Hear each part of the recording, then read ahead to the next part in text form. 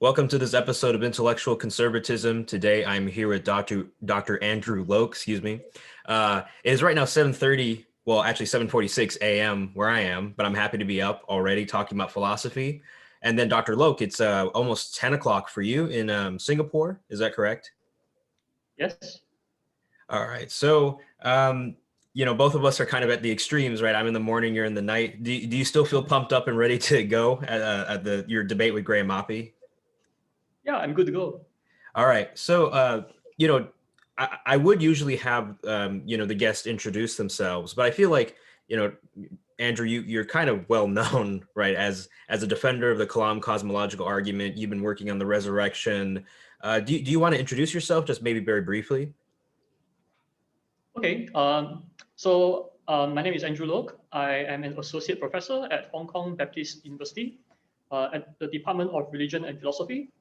And my main areas of research are in philosophy of religion, science and religion, the historical Jesus, and I published a number of books and articles in those academic peer-reviewed journal and monograph series. So some of my publications include The Origin of Divine Christology, published by Cambridge University Press, and God in Ultimate Origins, published by Springer Nature, and Investigating the Resurrection of Jesus, published by Routledge, and another book, Cryptic Model of the Incarnation, published by Routledge. So as you can see, my main research centered on issues related to the fundamental truth claims of Christianity, such as whether there is a God who created the universe and whether Jesus is God. So these are the issues that are of crucial importance, right, for the Christian worldview. And these are also the areas which I'm most interested in. Right. So was the book God and Ultimate Origins based off of your email exchanges with Graham Oppy? Was that the book that was based off of the emails? Yeah. Graham and I first have an exchange. I think it was around 14 years ago. Yeah, 2006, around that time. 14 years ago. Long time ago, yeah. Wow. And at that time, I still haven't started studying philosophy. I was a medical doctor, right? Still doing medical practice. And a philosopher acquaintance of mine connected me with him, right? Because he knew that I was very interested in the cosmological argument. And Graham was very gracious, right, to interact with me. And so I tried to defend the Kalam, he tried to critique it, and it was a very good intellectual exercise actually. Because after that, I went to study philosophy at Biola University, right? And I remember my professor at Biola asked me, "Oh, do you already have a PhD in philosophy?" Because I was able to discuss the A and B theory of time and the causal premise in a very well-informed way, right? And I told my professor that no, I didn't have a PhD yet, but I did have an interaction with Graham Oppy. So in a way, he was like my PhD supervisor in a way, even before I studied my MA. So I think that was quite interesting. But Graham was very, very gracious, to interact with me, and I have learned a lot from him, actually. Was that Professor William Lane Craig at Biola? Oh yes, that's right. The reason why I went to Biola was because of Craig and also JP Morgan, professors like this, and there are a lot of great professors, other great professors there as well. So I also learned a lot from them. So I would say that in my own philosophical and theological learning, I have learned the most, I think, from Craig and from Oppy. Yeah. All right. So what I'm going to do now is I'm going to get the let's see here. I'm going to get the video open, and we're going to look at kind of, at least we're going to begin with the argument that you present, right? I want to focus on the crucial steps that kind of got lost in the conversation, right? But here we go. Let me pull this up. So this is your debate on capturing Christianity. Can you see my screen all right? Oh, yes. Okay, and then let me make sure that the audio will come through when I start playing this. Let's see here. I'll share computer. Before that, I thought you plan to let me have an analysis of the debate first. That was the first point. Oh, that's right. Sure. Yeah. So before we get into the crucial steps of the argument, can you just let us know what you thought about the debate? Yeah, that's right. I think it would be helpful for listeners to have a broad overview, right, of the debate first, before we get into the details, before we even get into the steps and the details, right? Because there are a lot of steps, right, which are listed there, and there are also a lot of details in our discussion. So I think it'll be good to have a broad overview first, right? So I'm going to give a broad overview now, and I'm going to go into the details later on. Okay. So the broad overview of our interaction went like this. At the beginning, I explained why the Kalam cosmological argument is deductively valid, right? And I explained that if an argument is deductively valid and if the premises are true, then the conclusion that a creator exists must be true, right? I mean, this is basic logic 101, right? I mean, a sound argument, right? Basically, means that the premises are true, deduction are true, the conclusion must be true, right? And then I went on to lay out the premises and explain the deduction. And I realized that throughout the whole conversation, the only premise which Graham raised substantial objection to is the causal principle that whatever begins to exist has a cause. And it is very interesting because this principle is widely regarded to be extremely plausible, right? In fact, it was so plausible that I think Swan, I think you initially told me that you couldn't believe that Graham actually objected to it, right? You found it hard to believe that, right? Yeah. I was just like, I was trying to figure out, wait, is he denying the causal principle? And then I thought, oh no, I'm interpreting him wrong, you know. He was wrong. But that, yeah, so it's very interesting because that is the principle that he raised the objection and the only objection to, right? So I thought that is very interesting.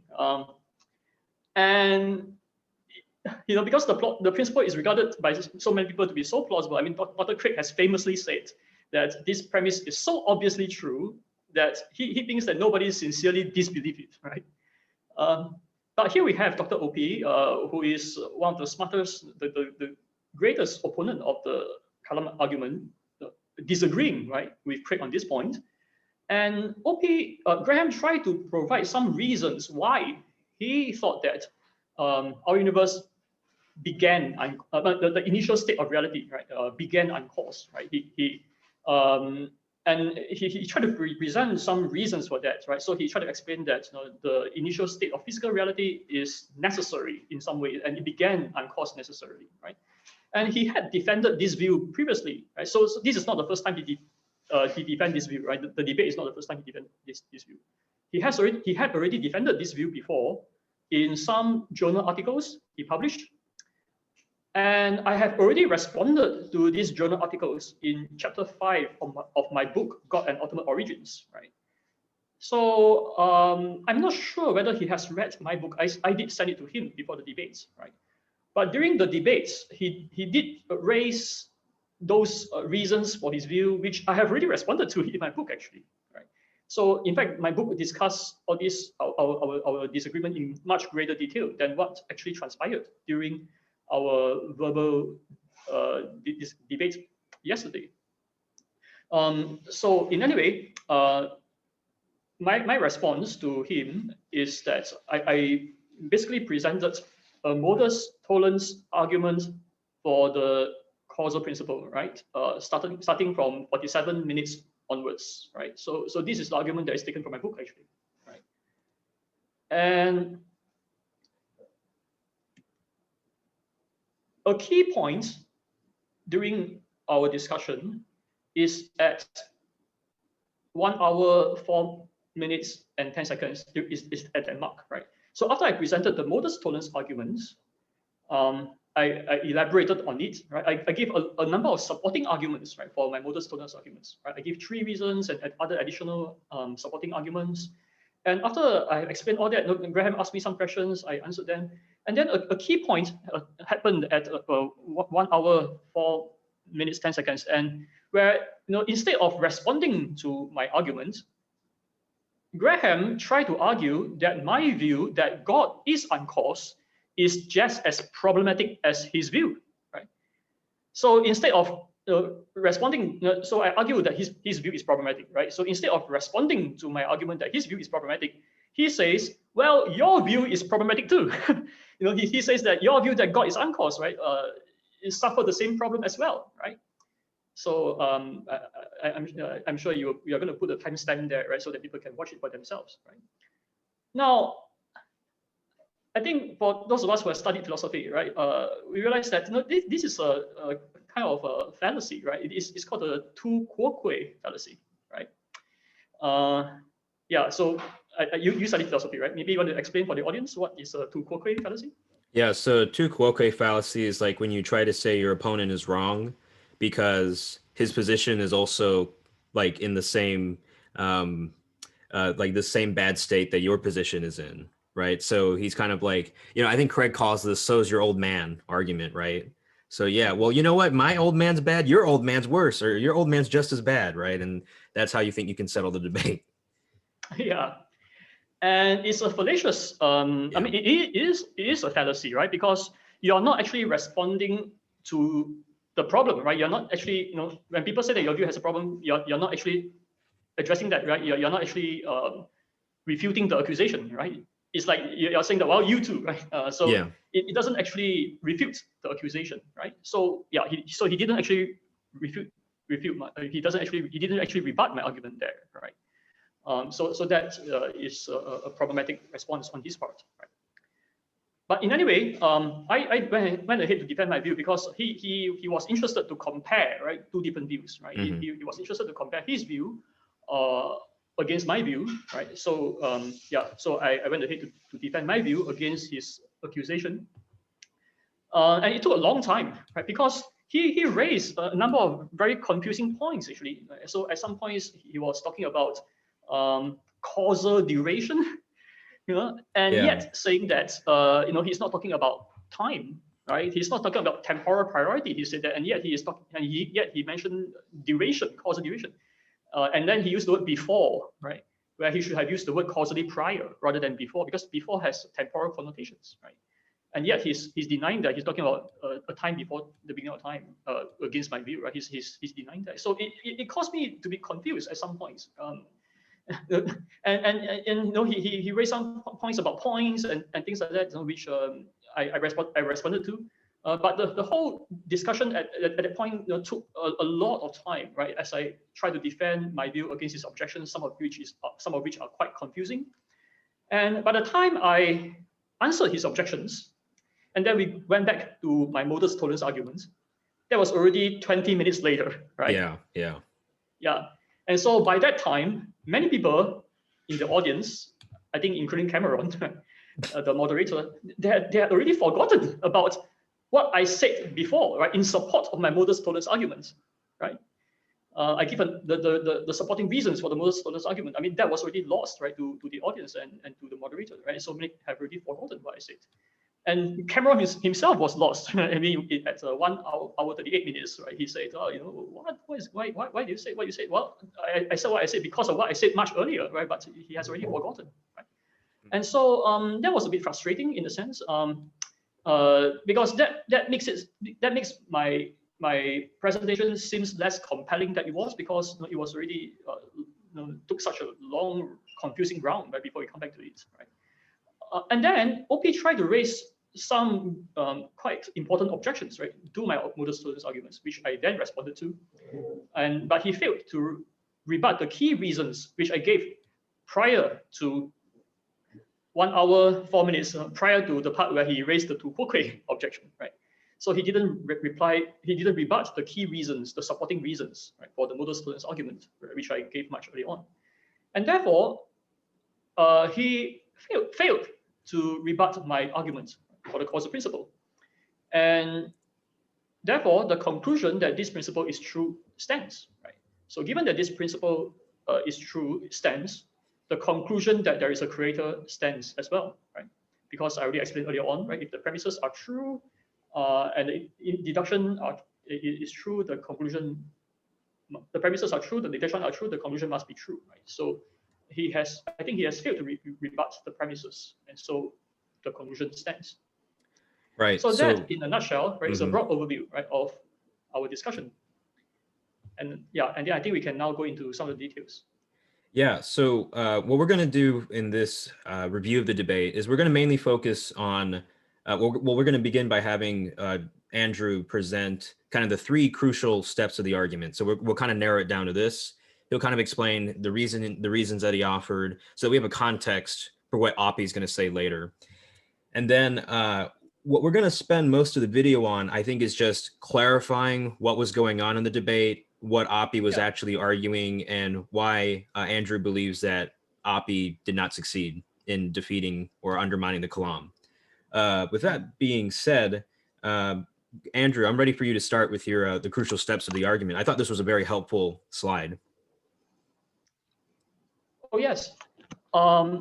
And can I share my slides, because you want me to explain these crucial steps, right? Yeah. Do you want to let's see here? Do you want? So I can do it. Yeah. So I can show this slide and also some other slides, right? I think it will be helpful for the audience, right? To okay. So I'll stop sharing. Understand these arguments better. Yeah. So let me share my slides. Hold on for a while. And then I think I have to give you permission to share. So let me do that. Share screen. Yeah. Let's see. Okay, so I'll make you the host, and then just don't forget to make me the host again.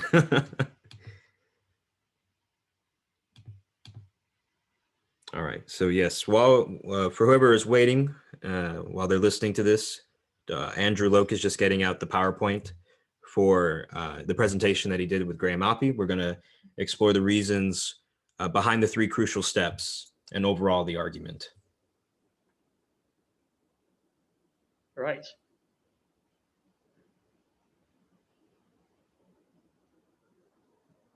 Okay, can you see my screen? Yeah, I can see it. Great. Okay, so basically these are some of the slides which I presented during the debate. So I'd like to go through them once again, right, and to give some elaboration, because during the debates, the time was very short, right? Because in the debates, I think we had to give the opponent a lot of time, right, equal amount of time, right? And so I kind of compressed my presentation to about 5 to 10 minutes, very short. But at this point, I would like to explain again and to give some elaborations, right, so that people who do not have the background, right, can understand the argument better, right? Okay, so the Kalam cosmological argument, as I explained in my debates, right, it has, as traditionally formulated by William Lane Craig, has these three steps, right? So premise one, everything, whatever begins to exist as a cause, the universe begins to exist, and therefore the universe has a cause, right? And then Craig argues that further analysis of the cause of the universe shows that this cause possesses various theistic properties.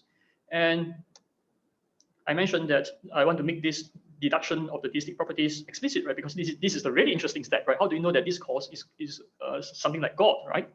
And so I reformulated the Kalam as follows. Now, the Kalam does not attempt to demonstrate all the properties of God that Christians traditionally believe, right? So, for example, the Kalam doesn't prove the Trinity. It doesn't prove that God continue to exist forever and ever. It doesn't actually prove that, right?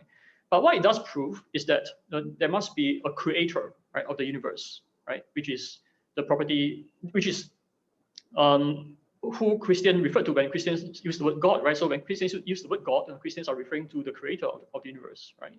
So the Kalam does demonstrate that important property, right? So how does it demonstrate that? Well, the reformulated argument goes as follows, right? So premise one, there exists a series of causes and effects and changes. I mean, this is so obvious, right? I mean, Graham has no objection to this, right? Because it's obvious that there is a causal order, right, to the world, right? So, for example, I came from my parents. My parents came from my parents' parents, right? So there is a cause and effect, right? They brought me into existence, right? And I brought my children into existence. Me and my wife brought my children into existence, etc. Right? And it's also obvious that there are events, there are things happening, right, in this world, right? And so by events, I mean change. But so by using the word change, I mean an event, right? Something that happens. So there is such a series, is undeniable, and we want to know whether this series has an origin or not, right? So I came from my parents came from my parents' parents, right? Could this be an infinite regress, right? could this be an infinite regress in such a way that there is no first cause, or is this regress finite, but yet the ends are joined together such that there is no first cause? It's like a loop, right?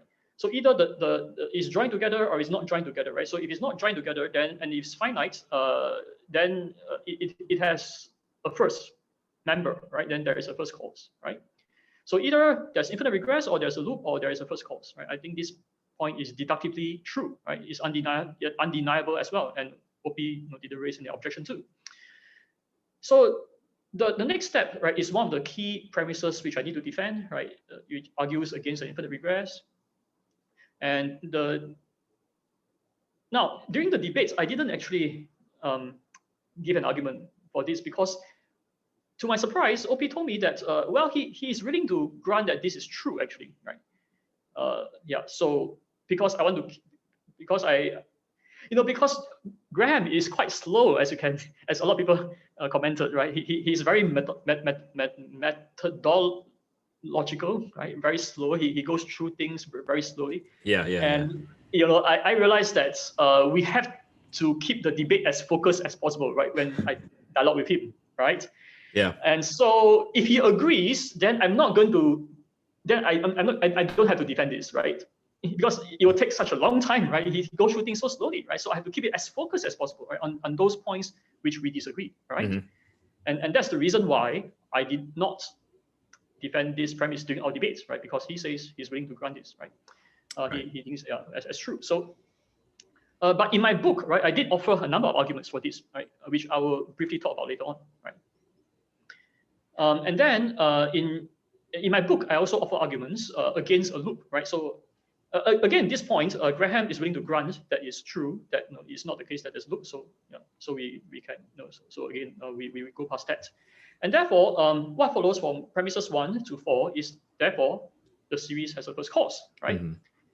And so Graham is willing to agree with me, right, that there is a first cause. He thinks that this is true, right? Yeah. That there is a first cause. So the crucial point of disagreement between us is, what is this first cause, right? Is this first cause a creator, or is it something else, right? Now, I think that it's a creator because, right, so from premise 6 onwards, right, I try to prove that it is a creator, right? Now, premise 6 states that since the first cause is the first, right, it must be uncaused. The first cause cannot be caused by another cause, right? Otherwise, it won't be the first. Mm-hmm. Now, again, this statement is deductively true. It's analytically true, right? It's undeniable, right? Based on definition, right? So there's no dispute about this. Now, the next premise is where the real dispute between me and Graham occurred, right? Just now we were talking about this, the causal premise, right?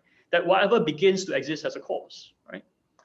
And this premise is important for my argument because I want to show that the first cause is something that is beginningless, right? Something that has no beginning, right? And so if the causal premise is true, if the first cause is the first, since the first cause is the first, it is uncaused, the first cause must be without beginning, right? So this follows from premise 6 and also the causal principle, right? The first cause being beginningless. Okay, so we will talk, we will spend quite a lot of time talking about the causal premise later on, right? But at this point, let me lay out the rest of the premises first, right? So suppose the causal premise is true, and that the first cause is without beginning. What we have next is that the first cause must also be initially changeless, right? Why? Because every change is an event, right? By definition, as I said earlier on, right? I'm defining a change as an event.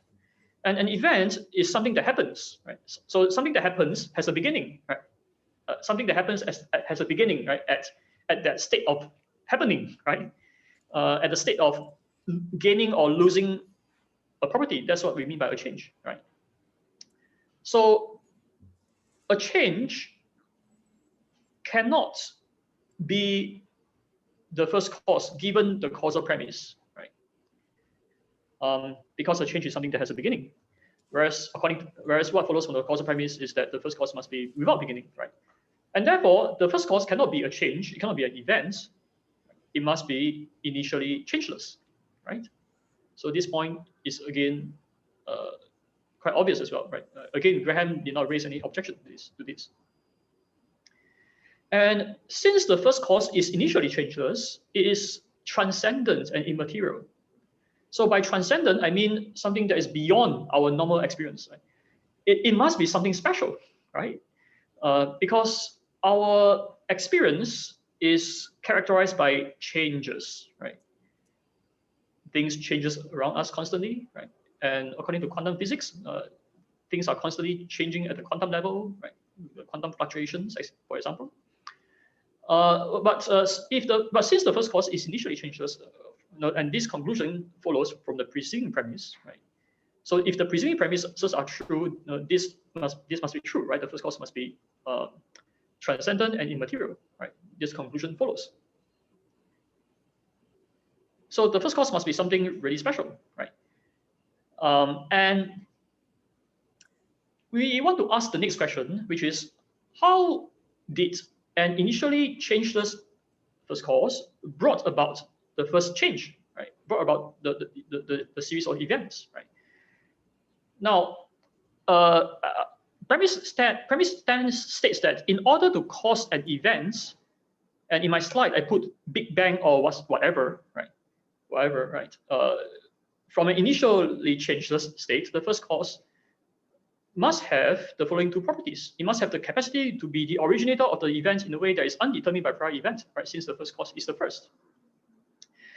And then the first cause must also be able to prevent itself from changing. But otherwise, the first cause would not have been initially changeless and existing beginninglessly without the first event, without the first change, right? So given that the first cause has the capacity to bring about the first events, right? Why didn't it bring about the first event at the very initial state, right? Why is it initially changeless, right? Why is it initially without the first event, right? So in addition, and therefore, so what this implies is that in addition to having the capacity to bring about the first event, the first cause must also have the capacity to prevent the capacity to bring about the first event from bringing about the first event. Is that clear? Does it make sense, Suen? Do you understand what I'm trying to say? Right. So you said it must have the capacity to prevent. Can you repeat that part again? It must have the capacity to prevent the capacity to bring about the first event from bringing about the first event. Right. Right, and this is because it is changeless, right? So yeah, that's right. It's initially changeless. That's right.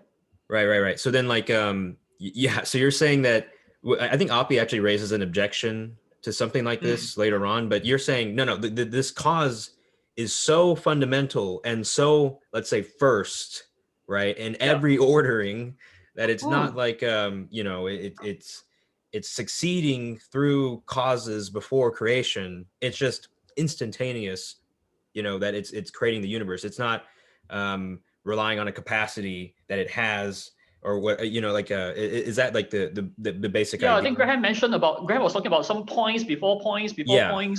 I think that is all that is all unnecessary. I mean that cannot be true, because if that were the case, we will go into the problem of infinite regress, right? Which is what he was concerned about. And my response is that there cannot be an infinite regress. Therefore, the regress must stop somewhere, right? And the regress must stop with a first cause with these two capacity, which I mentioned. So it is undeniable that the first cause must have these two capacity, right, in order to bring about the first event from an initially changeless state, right? It must be able to freely bring about the first event, and also be able to refrain, right, from bringing about the first event. And so what this implies is that the first cause must have libertarian freedom, right? Yeah, and which means that the first cause is a personal agent, is a creator, right? Now, in my slides, I want to highlight the word whatever here, right? So I put here, in order to cause an event, Big Bang or whatever, right? And the reason why I highlight that is because I saw somebody accuse me of being ignorant of contemporary cosmology in the YouTube chat. Somebody left a comment, right, in our debate saying that, oh, Andrew should study more cosmology because nowadays a lot of cosmologists are talking about pre-Big Bang scenarios, right? Yeah. Now I'm well aware of that actually, right? It's not that I'm unaware, and that's the reason why I put the word whatever, right?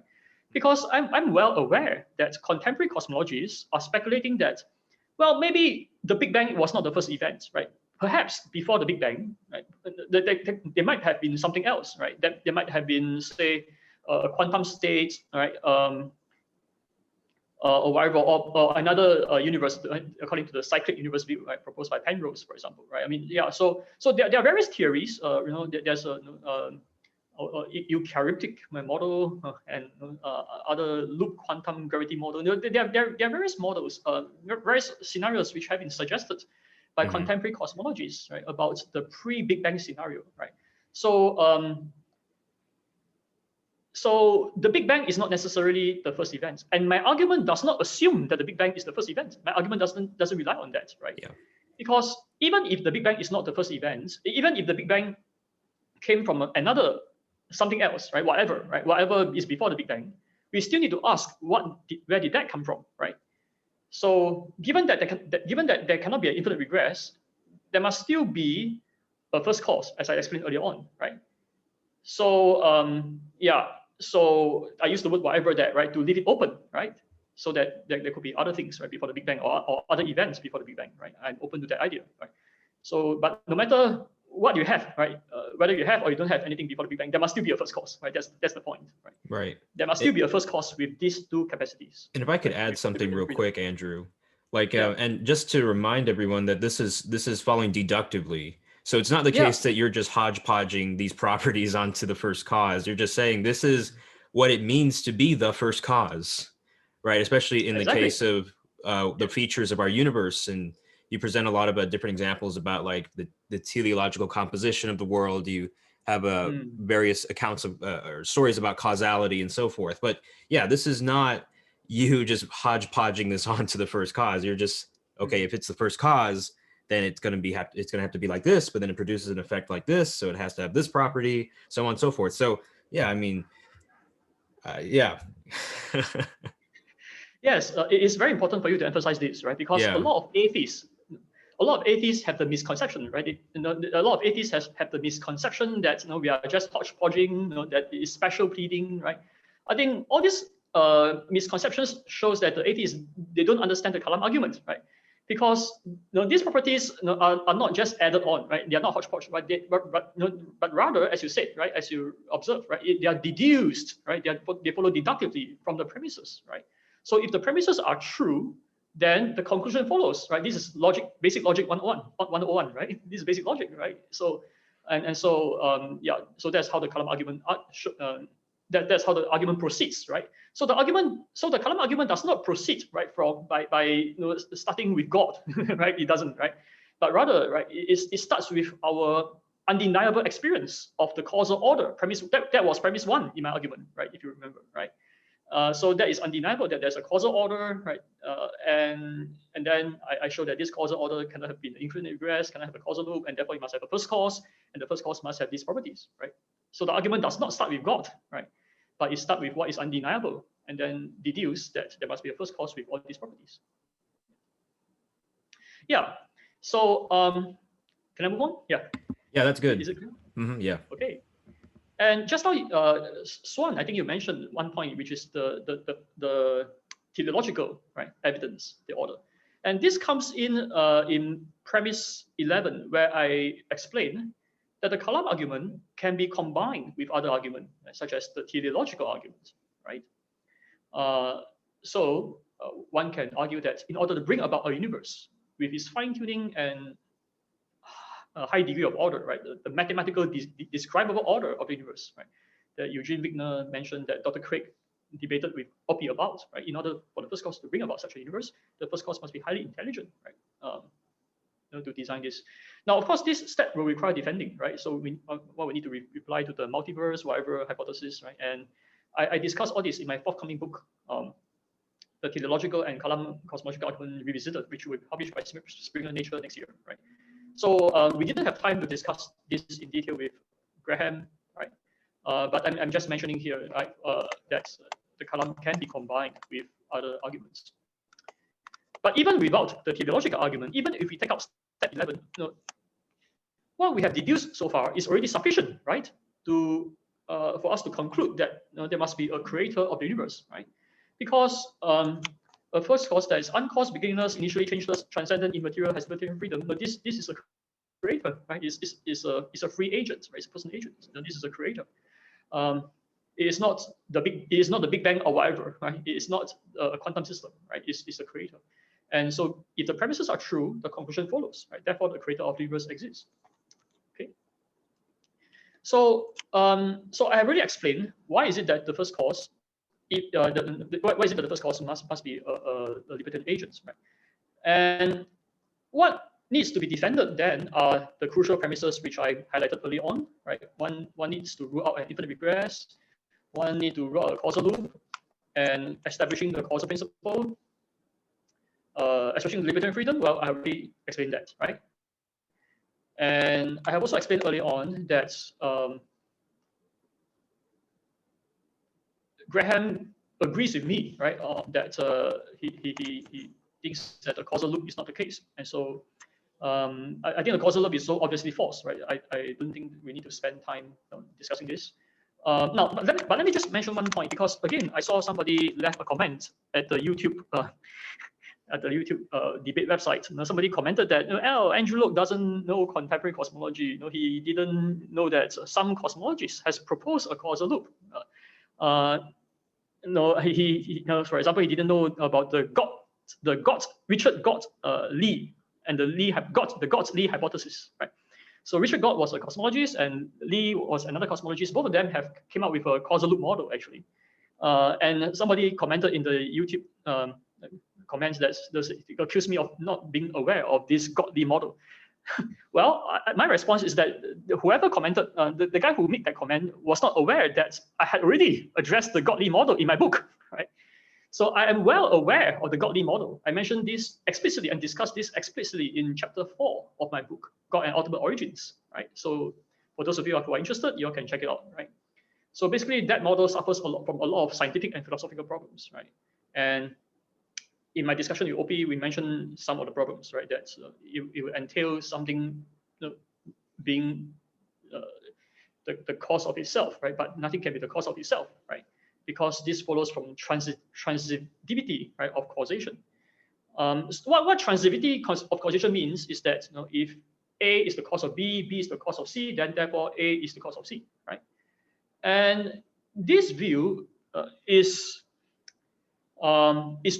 true, right? Now, Oppy mentioned during the debate that some philosophers don't accept the transitivity, and and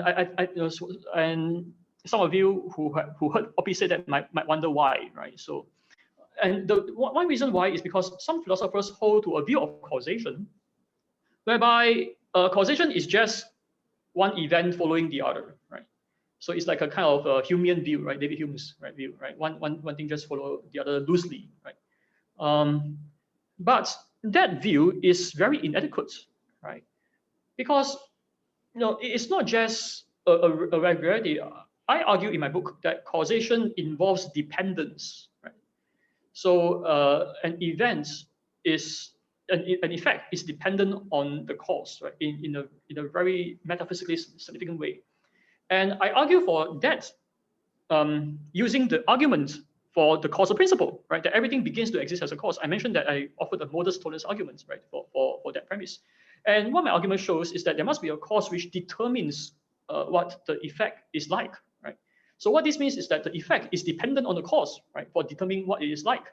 So causation cannot just be a loose thing, right? Loose regularity, right? It involves dependence. And since causation involves dependence, transitivity follows, right? So if C is dependent on B and B is dependent on A, then C is dependent on A, right? So it follows from dependence, right? Yeah, so that is just a very brief explanation, right, to what Oppy was talking about. Right, and he didn't dispute the closed causal loop premise, although he agreed with it, but then he added that qualification that you mentioned, right? Yeah, Oppy said that my refutation. I mean, Oppy has his own refutation, right, of the loop, right, and he I think he raised the point that a refutation of the loop will require transitivity, right, and he just left it there, right, and so what I have said just now explain the reason why I think transitivity is true, right, and therefore the refutation of a loop is sound, yeah. So we have a sound argument against the loop, right? And therefore the loop is false, right? Right, and then that starts narrowing it down. What could be, like, in the earlier than, so to speak. Is it finite or so on? Yes, that's right. And so now moving on to the earlier step, right, which is concerning whether an infinite regress is possible, right? I mentioned earlier on that Graham agrees with me as well that an infinite regress is not the case, right? I mentioned that there are a number of arguments which have been offered against an infinite regress. In fact, I was prepared to defend the third one, right? The argument from the viciousness of dependence regress. I was prepared to defend it, but in the end, I didn't defend it because Oppy, as I said earlier on, right? Oppy was willing to grant this premise. So, but just to explain it very briefly, right? The argument from the viciousness of dependence regress is based on the idea that causality involves dependence, right? Which I explained earlier on, right? So in my book, in chapter 3 of my book, God and Ultimate Origins, I use an analogy, right, of a train cars, right? And this is very simple to understand, right? Basically, the analogy is trying to show that a dependence regress is a vicious regress, premise 1. Premise 2 says that a causal regress is a dependence regress, right, which I already explained earlier on, right? And therefore, a causal regress is a vicious regress, right? So it cannot be the case because it's vicious. Now, why is it? So let me explain a bit about premise 1. Why is it the case that a dependence regress, right, is a vicious regress? Why is it that causal regress is a vicious dependence regress, right? Now, I use the analogy of a train car, right? So suppose that that there is a series of train wagons, right? Now, before and suppose that these train wagons were not moving initially, right?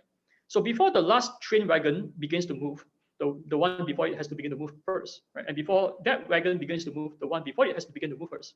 Now, I think it's quite obvious that if there's no matter how many prior wagons there are, none of them will begin to move, right? Because no prior wagon escapes from the problem of depending on the problem of depending on the prior dependent member, right, in order to begin movement. Right? So this is a vicious regress. So what is required is an engine, right, a first puller, right? Something that has an independent capacity to bring about the beginning of movement, right? So this is just a simple analogy, right? It's not meant to be a perfect analogy. It's not meant to be an exact analogy for all kinds of causation. No, it's not meant to be that, right? It's just a simple analogy to illustrate that a causal regress is a vicious regress. And what is required is something that is independent, right, in order to terminate the regress. I remember too that you mentioned this in your debate against Alex Malpass on Unbelievable, right? What you basically said was you can't just begin by saying, oh, like, here's the present moment, and let's just kind of imagine that the past was infinite, right? And it seems to make sense because the present is here, or something like that. What you were pointing out was that if the regress is infinite into the past, and each of the relations between events is a dependence relation, right, as you put it, then if you keep on going back and back and back further, then everyone is dependent on the other, but you can't really have any motion forward or anything to actually get the thing to move, right? If everything's always dependent on the next thing and then the next thing and the next thing, that doesn't actually get you the whole explanation, especially since you mentioned the transitivity of causation, right? So wait. Yeah, so my in my presentation with Alex Malpass, I didn't quite emphasize the idea of movement. Sure. Now, the idea of movement is not essential to my argument, right? Yeah. The idea of movement. Yeah. What is essential to my argument is this idea of dependence and this idea of beginning to exist. Right? Yeah. beginning to exist. So as I go on to explain, right? So before I begin to exist, my parents have to begin to exist. But before they begin to exist, their parents have to begin to exist. Right? No matter how many prior dependent causes there are, right, none of them will begin to exist because no prior dependent cause escape from the problem of depending on a prior dependent cause in order to begin to exist. Right? So again, there's a vicious regress. Right? So what is required is a first cause, which can exist independently necessarily. Yeah, and by like movement, I meant something more like, you know, the causal series or history beginning or moving or actually, you know, doing something, right? What I you're think saying, begin to exist is the key, right? So sure, yeah. Yeah. Yeah. But basically, like if there's no first puller, right, in this case, or a first cause, then the whole series is the whole series is impotent. It's not going to do anything, you know, like there's no history to be had, so to speak. Yeah. Okay. Yeah. So basically, the point is that a causal regress is a vicious regress, right? And so there cannot be an infinite regress. Therefore, there must be a first cause, right?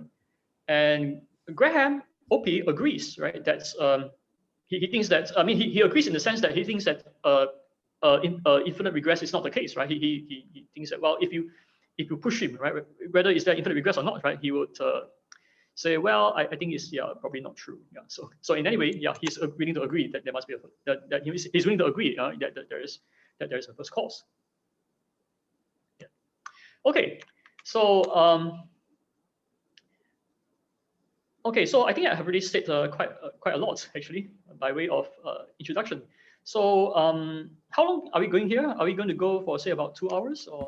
I mean, honestly, like I've had episodes on this channel that were 3 hours long. I can go as long I can go as long as you're awake, Andrew. Yeah. Well, that might take infinite time. Oh man. Yeah. Well, at least it has a starting point, right? It has a finite starting point. Yeah, there is a starting point. Yeah, right. It's a potential infinite. Okay. Okay. No, I don't think we will go for 3 hours. I'm expecting around 2. I'm expecting around 2 hours. Right? Yeah, good. So okay. I think we have already gone about close to 1 hour already. About, yeah.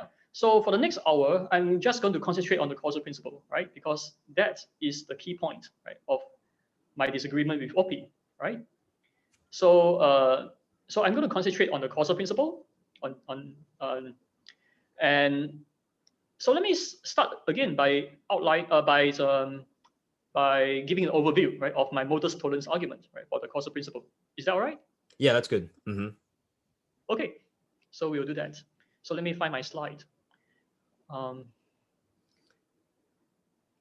Actually, I have these slides prepared for my debate yesterday, but it was and you didn't get to them.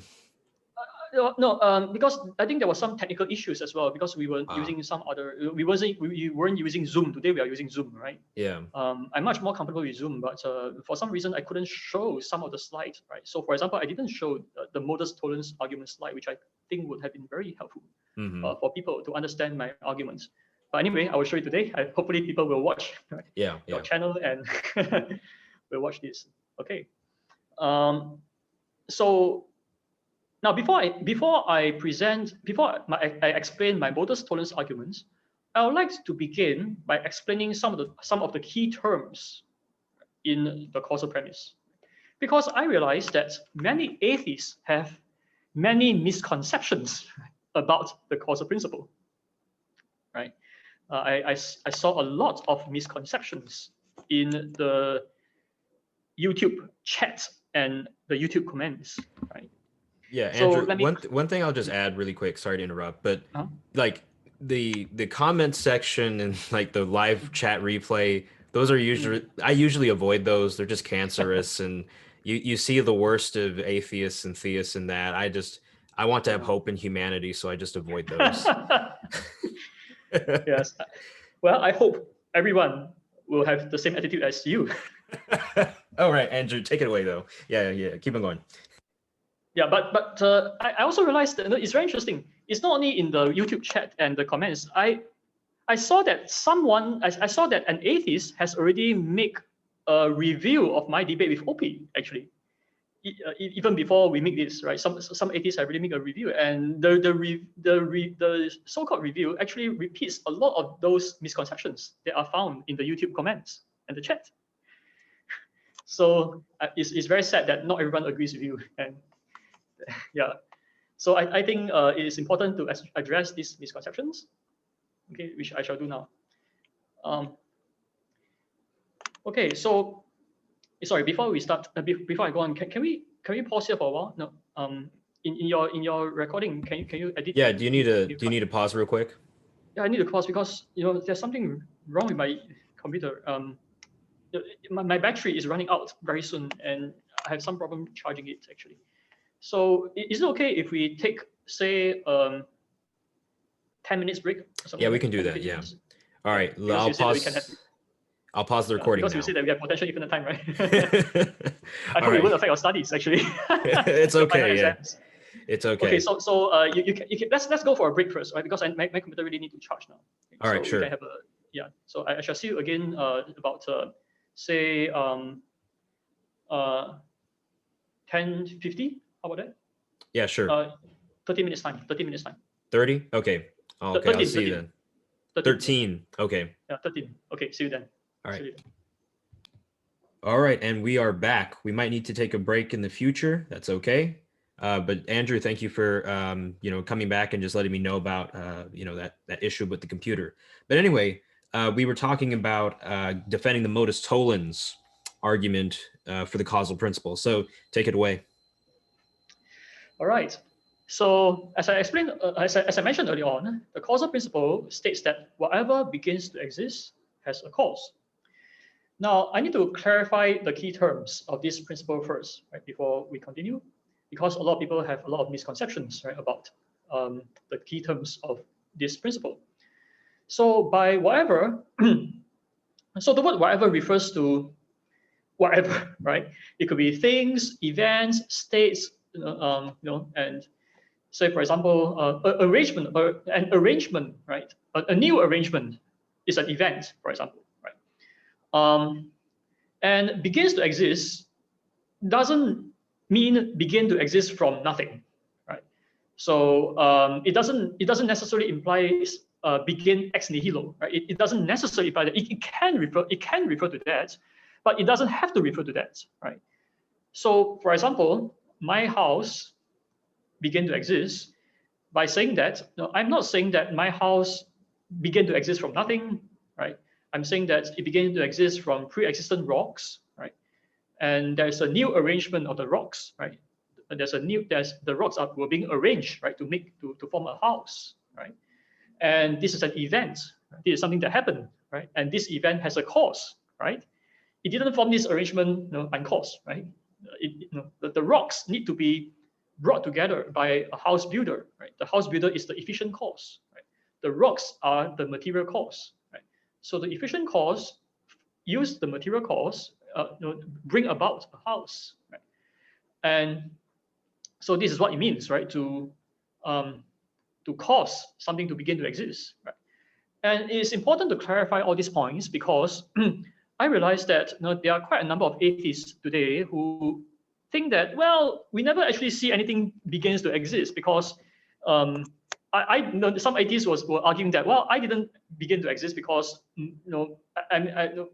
before I was born, the atoms, molecules which form my body were already there. Were already there, right? So I came from pre-existent material, right?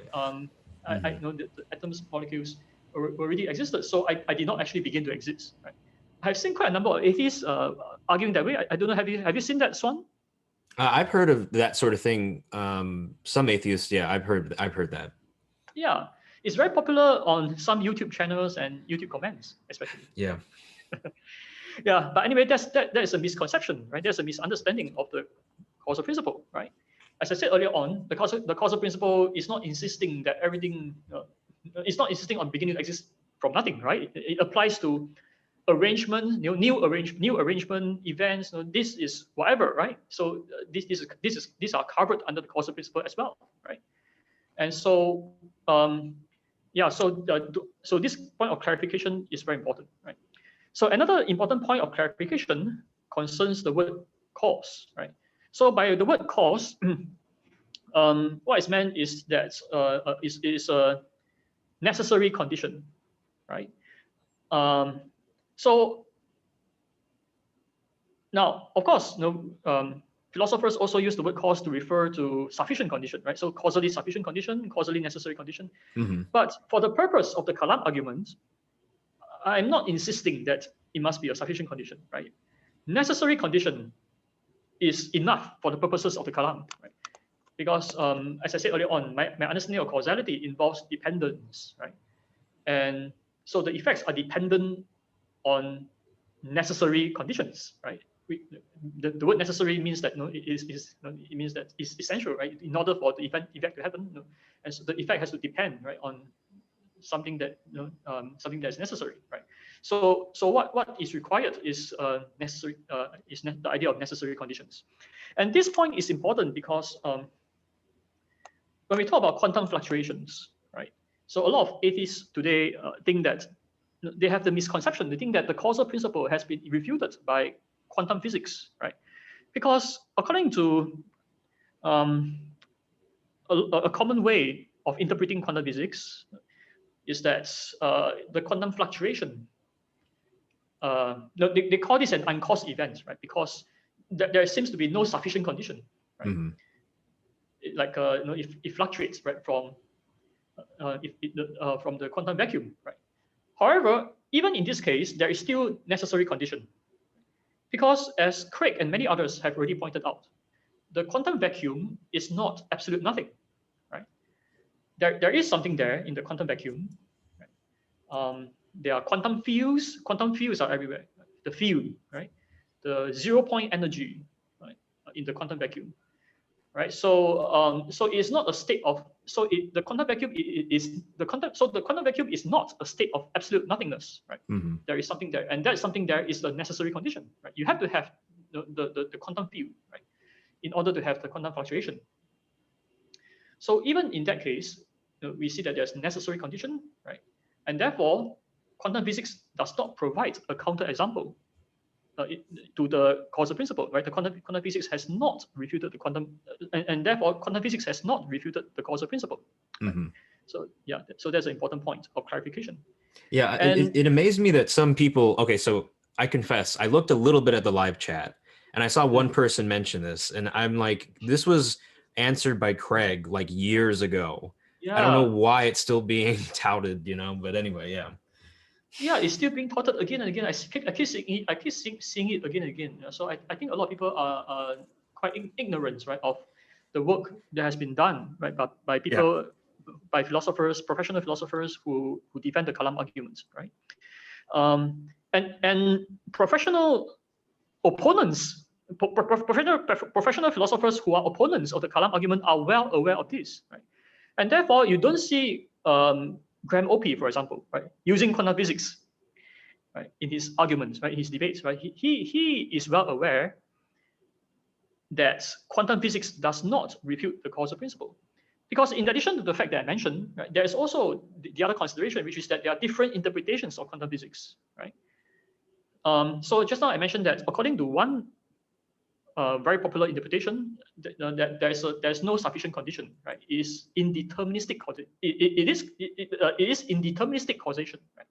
But even in the case, as I explained just now, even in the case of indeterministic causation, there is still necessary condition, right?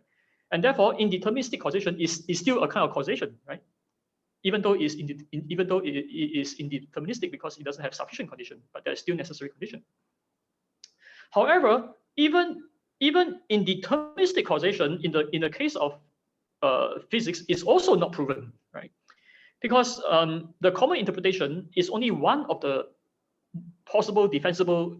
Is only one of the interpretation. There are many other interpretations of quantum physics, which are and so, for example, there is the David Bohm pilot wave theory, right, where there is where the quantum particle is guided by a wave, right, and then there is the Everett's multiverse theory, right? So there are different interpretations of quantum physics, and the physicist still has not proven which interpretation is correct, right? So the question, it is still an open question, right? Whether quantum physics whether it is deterministic or indeterministic or indeterministic, right? So in any case, right, quantum physics does not refute the causal principle. And Graham Oppy is well aware of that. And I am aware, and I'm well aware that Graham Oppy is well aware of that. Right? And that's the reason why I didn't mention this point in my debate. But because I didn't mention this point in my debate, some atheist commentators think that I was not aware. And so that's why I want to explain this point today, right? So to help lay people, to help the common audience, right, understand that quantum physics does not refute the causal principle. All right, is it clear so far, Swan? Do you want to add any point? Yeah, that's good. Could we get to the Modus Tollens argument? Okay, sure. Yeah, we'll move on to that one. Yeah. Okay. So having explained the key terms, let me now go on to talk about the Modus Tollens argument, which is the key argument I present in my debate with Oppy. So I started with a easy to understand story, right? Think about why my newly built house is the way it is rather than a pile of rocks. Now, just now I mentioned that in our usual experience, right? I mean, we don't see a pile of rocks just form a house uncaused, right? Rather, there's a house builder, right? And there are rocks, right? So there's efficient cost, there's material cost. The house builder makes it this way. What begins to exist, i.e. the house, is determined, is brought about and constrained by the cost, right? The cost constrain it, right? Determine its form, right? For example. And if the costs were different, right? If the cost, right? If it was a huge explosion, we won't, rather than a house builder, what begins to exist will not be a house, right? It will be a rubble, right? It will be blown up by the explosion. So what this simple analogy tries to show is that the cost determines the effect. What begins to exist, right, is in a way determined right, by the cause. However, if my house begins to exist uncaused, then what this means is that there is no cause, right? Which makes it the case that it's a house rather than a rubble or whatever else, right? And what this means is that there will be no constraint on whatever that begins to exist in the present circumstances from beginning to exist uncaused. So if there's no constraint, the causal, we will not see a causal order, right? Things will begin to exist in a very disorderly way, right? Because there's no constraint, right? If there were no constraint, and if there were no constraint, we would expect to see other things also begin to exist uncaused, right? And in which case there would be no causal order. However, our immediate experience, shows that it is undeniable, right? That there is a causal order, as I said just now, right? The phenomenon of a causal order is undeniable, right? I came from my parents. I didn't just begin to exist from some molecules, right? Without my parents. That's not the case, right? We don't see new arrangement of things just suddenly, my house just suddenly formed like that without a house builder, right? So it's undeniable, right, that there is a causal order, and therefore, what this shows is that it is not the case, right, that something begin to exist uncaused, right? So it is a modus tollens argument. What a modus tollens argument means is it denies the consequence, right? So if P, therefore then Q, right? Not Q, therefore not P, right? Again, this is basic logic 101, right? So it is deductively valid, and the premises are true, therefore the conclusion is true. Okay, so to make the argument more rigorous, right, I have formulated it as follows, right? And this is in my book as well. The argument goes like this, right? So this is the basic form of the argument, right? So if X begins to exist uncaused, then some other particular thing or event, whatever, right? Y, call it Y, which begin or could begin to exist, would also begin to exist uncaused, right? And I already used the house builder example, right, to illustrate this point, right? So what the analogy tries to illustrate is that, other things would begin to exist uncaused, but that is not the case, right? It's not the case that Y begins uncaused, right? And therefore, it's not the case that X begins uncaused. And this means that X is not necessary, right? And this point will be important later on, right? When we discuss Oppy's response to me, right? When he claimed that the initial state is necessary, right? What I'm trying to show here is that if I demonstrate that X begins it is not the case that X begins uncaused, then I have demonstrated that X is not necessary. X will be dependent on the cause, right? It will be contingent because it will be dependent on cause. So, so I think premise 2 is undeniable. As I said just now, it's undeniable that there's a causal order, right? So premise 2 is undeniable, and OP agrees with me on premise 2, right? He did not dispute premise 2. What he disputed was premise 1, right? OP said that he disagreed with premise 1. So the key question then is, what justification do I have, right, for premise 1? Why do I think that premise 1 is true? Well, I give a number of reasons. So very briefly, the justification for premise 1 is that I give 3 reasons, right? If X begins uncaused, then firstly, this means that there will not be any cause, which will make it the case that only X, rather than, say, for example, Y begins uncaused, right? I already used the analogy, the house building analogy, to illustrate that, right? Yeah. So this point follows analytically, right, from the meaning of the term uncaused, right? Because if something uncaused, that means that there's no cause, right? That makes it the case that is like that rather than not otherwise, right? And secondly, the second reason is that the properties of X and the properties of Y, which differentiate between them, will be had by them only when they had already begun to exist, right? And this point is going to be very important later on, right, in my discussion with OP, because OP claims that the initial state has some special property, right? And I'm going to argue that there can be no property that can do the work of explaining why is it that only X but not Y began uncaused, because whatever property that differentiate between them will be had by them only when they had already begun to exist, right?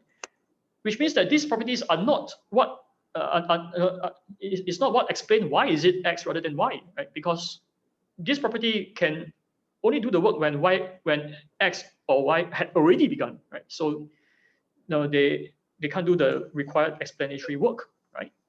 For why is it that only X but not Y begin uncaused?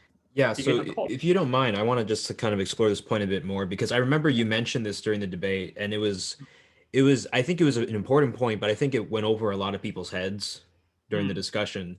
So you said the properties of X and properties of Y, which differentiate between them, and let's see here, and then X and Y are both causes, right?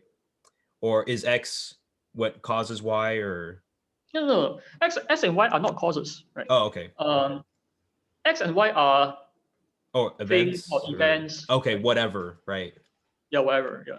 Okay, so then the properties of X whatever and Y whatever, which differentiate between them, would be had by them only when they had already begun to exist. So the idea is that so if we go with the Modus Tollens argument, right, then we need that anything that begins to exist has a cause, and we can't appeal to some property of X and Y to explain let's see here, well, because these properties that they have are contingent on them existing, you can't appeal to the property to somehow avoid getting the cause of their existence, right? Because the properties follow after they exist. So the existence is the fundamental point, regardless of whatever property you try to tack on. The beginning to exist is the fundamental point. Beginning. Right. The beginning to exist, yeah. Yes, that's right. Yeah. All right, good. So, yeah. So basically, the important point here is about explanatory priority, right? What explains what, right? So in order for X, so let's suppose X has some special property, say property S, right? That which X has but Y does not have, right? Suppose there's this because Oppy wants to claim that the physical reality has some special property, right? So let's call this special property S, right? Now, S will have to do the work of explaining why is it the case that only X begins uncaused but not Y. And so X will have to be explanatory prior, right, to property S, right, will have to be explanatory prior to the beginning of X, right, in order to do that work. However, property S is, however, the beginning of X, right, is also explanatory prior to property S. Because in order for property S to exist in the first place, X has to, the property bearer of S has to begin to exist, right? In order for property S to exist. And so here we have there's a contradiction, basically, I'm trying to say, right? On this kind of view, right? One is dependent on the other, but the other is dependent on this one, right? So it can't work, right? That's why I say that no special property can do the work that is required in order for Oppy's theory to work. That is my point. Yeah. So yeah, and then also I've been trying to set up too, kind of like where in the video we'll go for like Oppy's responses. But it like what you're saying is that if you say that something begins to exist, right, especially the universe, right, then you've already kind of conceded like that's really what you need. Because then once you concede that point, then you can't then back out and say, oh, I'm going to appeal to the special property that this thing has, because it doesn't have that property unless it first begins to exist. Yeah. Right. Yeah. So, okay. So that's a weird move. Yeah. That's the point. Yeah. It's profound how, it's just that simple point that you need. And, I respect Graham Oppy, and I think he's a great philosopher, but there are a lot of times where I think, like I could tell that you, as you said, you were kind of confused on where he was coming from and where he was leading the discussion. Sure. Yeah. Yeah. I actually explain all these points in great detail, right, in chapter 5 of my book, right? Yeah. So for those people in the audience who want to find out more, they can read my book, right, where I give a detailed response to Oppy, right, by explaining these points. Okay, so now, actually, Oppy has other responses, right, which is at the back of the conversation, but he didn't actually make it explicit. So in his published article, Greg Oppy mentioned another consideration, which that he gave, right, for why is it the case that after the initial state of physical reality began uncaused, it is not the case that subsequent things begin uncaused, right? Remember, Oppy's view is that the initial state began uncaused, but after the initial state became uncaused, the causal principle kind of kick in, right? That the subsequent things after the initial state, right? Other things that come later obey the causal principle, right? They begin to exist caused, right? And that's the reason why there is causal order, right? Remember, Oppy said that? Yeah, that was one of his big points, yeah. Yes, that's right. And there is another reason that he gave for this big point, right? So other than special property, right, there is another reason, right? The other reason is that Oppy, well, it's actually quite funny, right? But let me try to explain this, right, without laughing.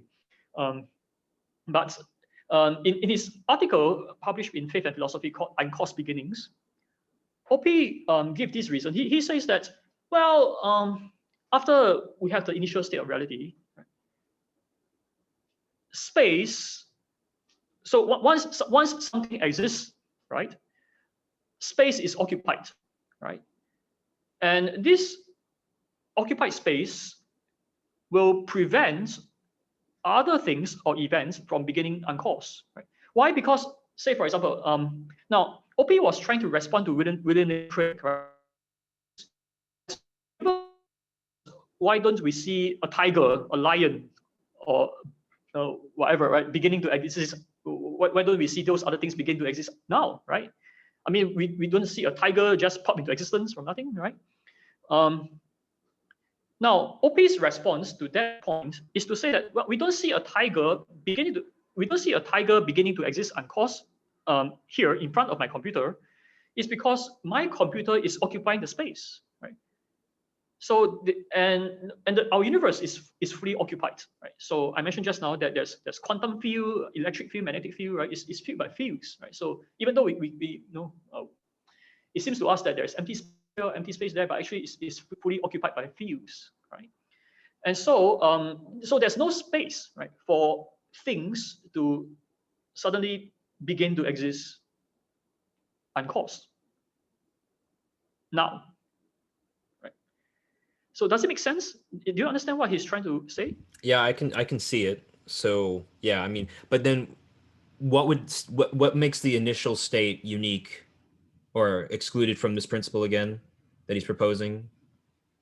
Okay, so on this view, I think what he's trying to say is that even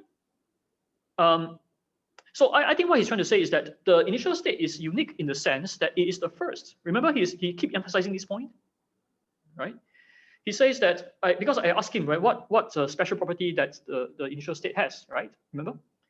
Yeah. And he replies that, well, the initial state is special.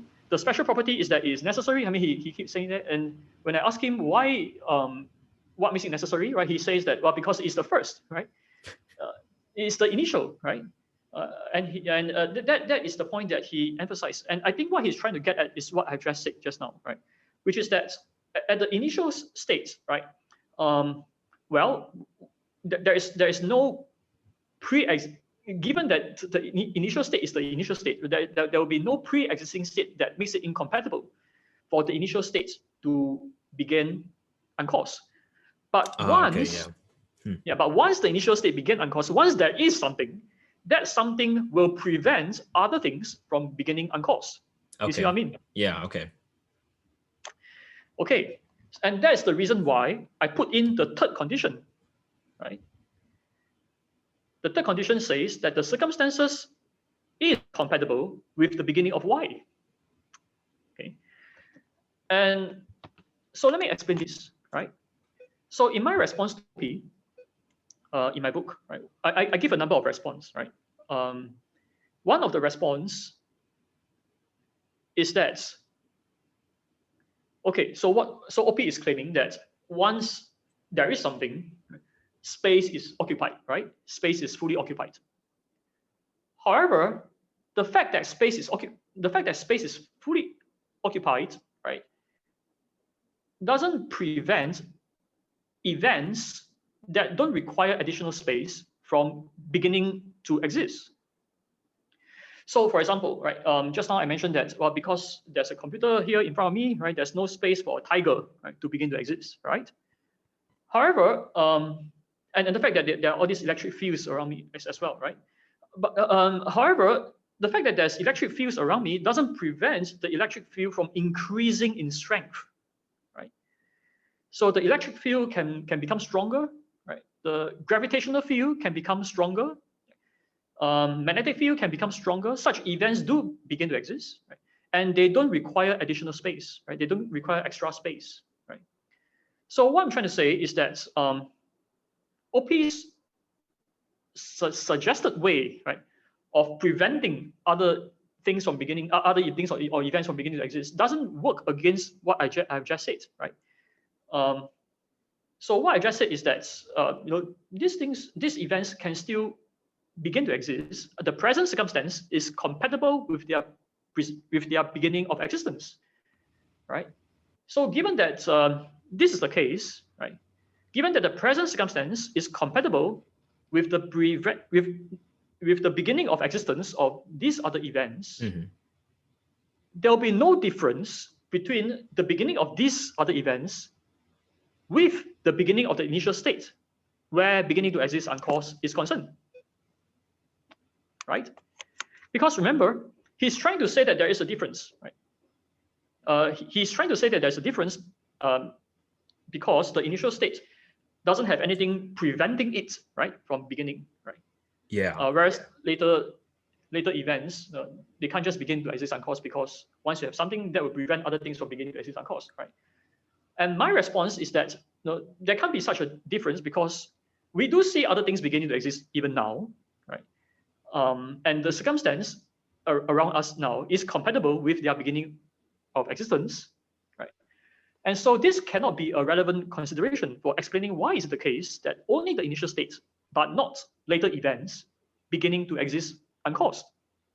Yeah, this is brilliant. Like as soon as you said this and it all clicked in my head, I was like, oh yeah, like I mean, even the principle that Oppy tries to offer for excluding the initial state from the causal principle, so to speak, but everything else has to follow. You're pointing out that even scientifically speaking, that doesn't work, right? This kind of space hypothesis that he sets forward, that doesn't work. So then what you're saying is basically if we accept if we accept this ramification of Oppy's argument, then we don't have a special place for the initial state.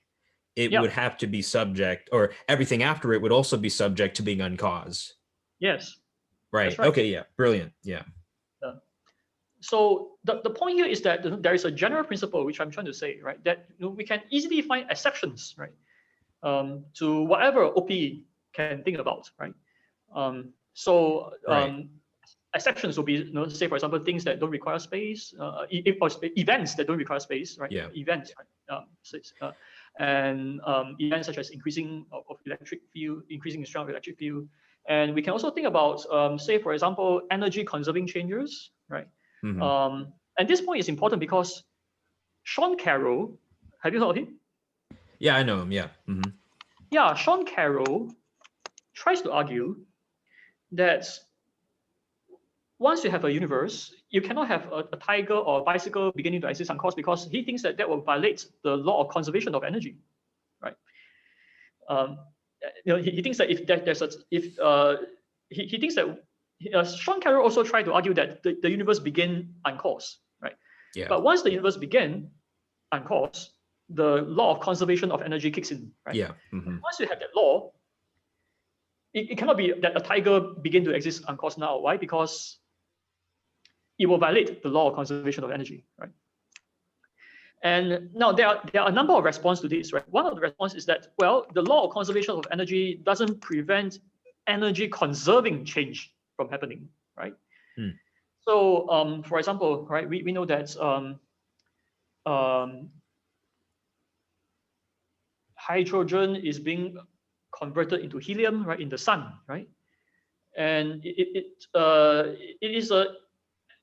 is an energy conserving change, right? It works according to E equal mc squared, right? As hydrogen become converted into helium, right, there is some mass which is lost and it's converted to energy, right? So it obeys the law of conservation of energy, right? So these are energy conserving changes, right? So in our present circumstances, we know that such events are caused, right? Such events are not uncaused, right? Yeah. But if the initial state can begin to exist uncaused, as I argue, right, other events would also begin to exist uncaused, right, including energy conserving events, right? And that would the law of conservation of energy cannot prevent, right, such energy conserving events, right, from beginning to exist uncaused, right, because these events are energy conserving, right? You see what I'm trying to say? Yeah, so they would still be consistent just with the law. So the law is not enough to take it Exactly. out. Well, yeah. Exactly. Yeah. You'll still be consistent with the laws, right? Yeah. Well, so basically, my point. Yeah. I just wanted to say that, like, I think one point that I wish had been mentioned more is that what's really elegant about your theory is that you need just one principle, and you don't have to go through all this kind of after the fact explaining, like, okay, it doesn't apply here, but it applies here. The causal principle, you just need it. You can just use it without having to add on all these other things, these other explanations, or when this applies here or there. It's a good universal principle. I think that's really elegant and beautiful for a theory. Yeah. Thank you. Yeah. So I explain all this, right, in greater detail in my book. So it gives a very elegant explanation, right, for why is it the case that we don't observe things beginning or events beginning to exist uncaused. Why is there a causal order, right? Which is undeniable, right? As I explained just now. Whereas their theories is very ad hoc, right? And actually involve a lot of special pleading, right? Yeah. Mm-hmm. All right, special pleading. And at this point, I think it's very interesting, right, to talk about special pleading, because because a lot of atheists, right, accuse theists for special pleading, right? But whereas and we have already responded to this objection earlier on, right? I already explained earlier on that our case for God is not special pleading because it follows deductively right from the premises, which are true, right? Whereas in this case, I think Graham is the one the atheist who is guilty of special pleading, right? He is claiming that the initial state is so special, right? And he couldn't give a good justification for it, right? Because as I said, right, the reasons that he gave for it, right, I have already refuted, right? And therefore, there's no good reason why the initial state should be so special that it is the only thing that can begin to exist uncaused, whereas other things cannot, or other events cannot, right? So his theory is guilty of special pleading, and is also refuted by my Modus Tollens argument. Yeah. And therefore his theory fails. Right. Do you want to move on to the video itself? Because I think you just mentioned the two Quoque argument that he raised. Sure. Yes. Let's go on and talk about that. Sure. So just make me the host again. You just click on the participants button, and then click on more. Oh, whoops. Oh yeah, and then it'll give you the option to make me host. Okay, hold on for a while. All right, and we are back. I'm the host again. So let me now go to the video itself. So let me pull that up. Where is it?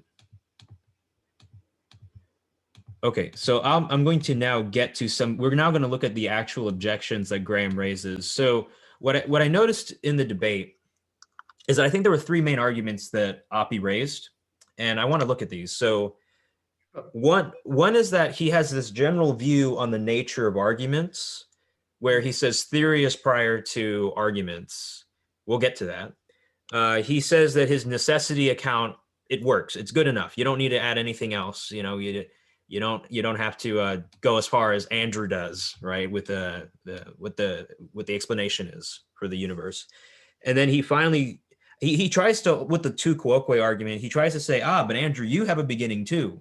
And then he also tries to again later to say, but Andrew, you are special pleading for God, right? So there's two Quoque arguments. So let me see here. So the two Quoque occurs around 104:10. So we're just going to watch that briefly, and then when you're satisfied, Andrew, I can stop it or I'll stop it. So let's see. I'll start right here. I love Graham's face. Okay. Can you hear what's on my screen? Begin to exist uncaused, and there's no cause. That means can you hear now? Okay, yeah. Let me slow it down though. Let me go back to normal speed. Okay, there we go. The case that it's a house rather than a pile of rubble, right? So on your view, there is no cause, right? That makes it necessary, right? It just began necessarily, right?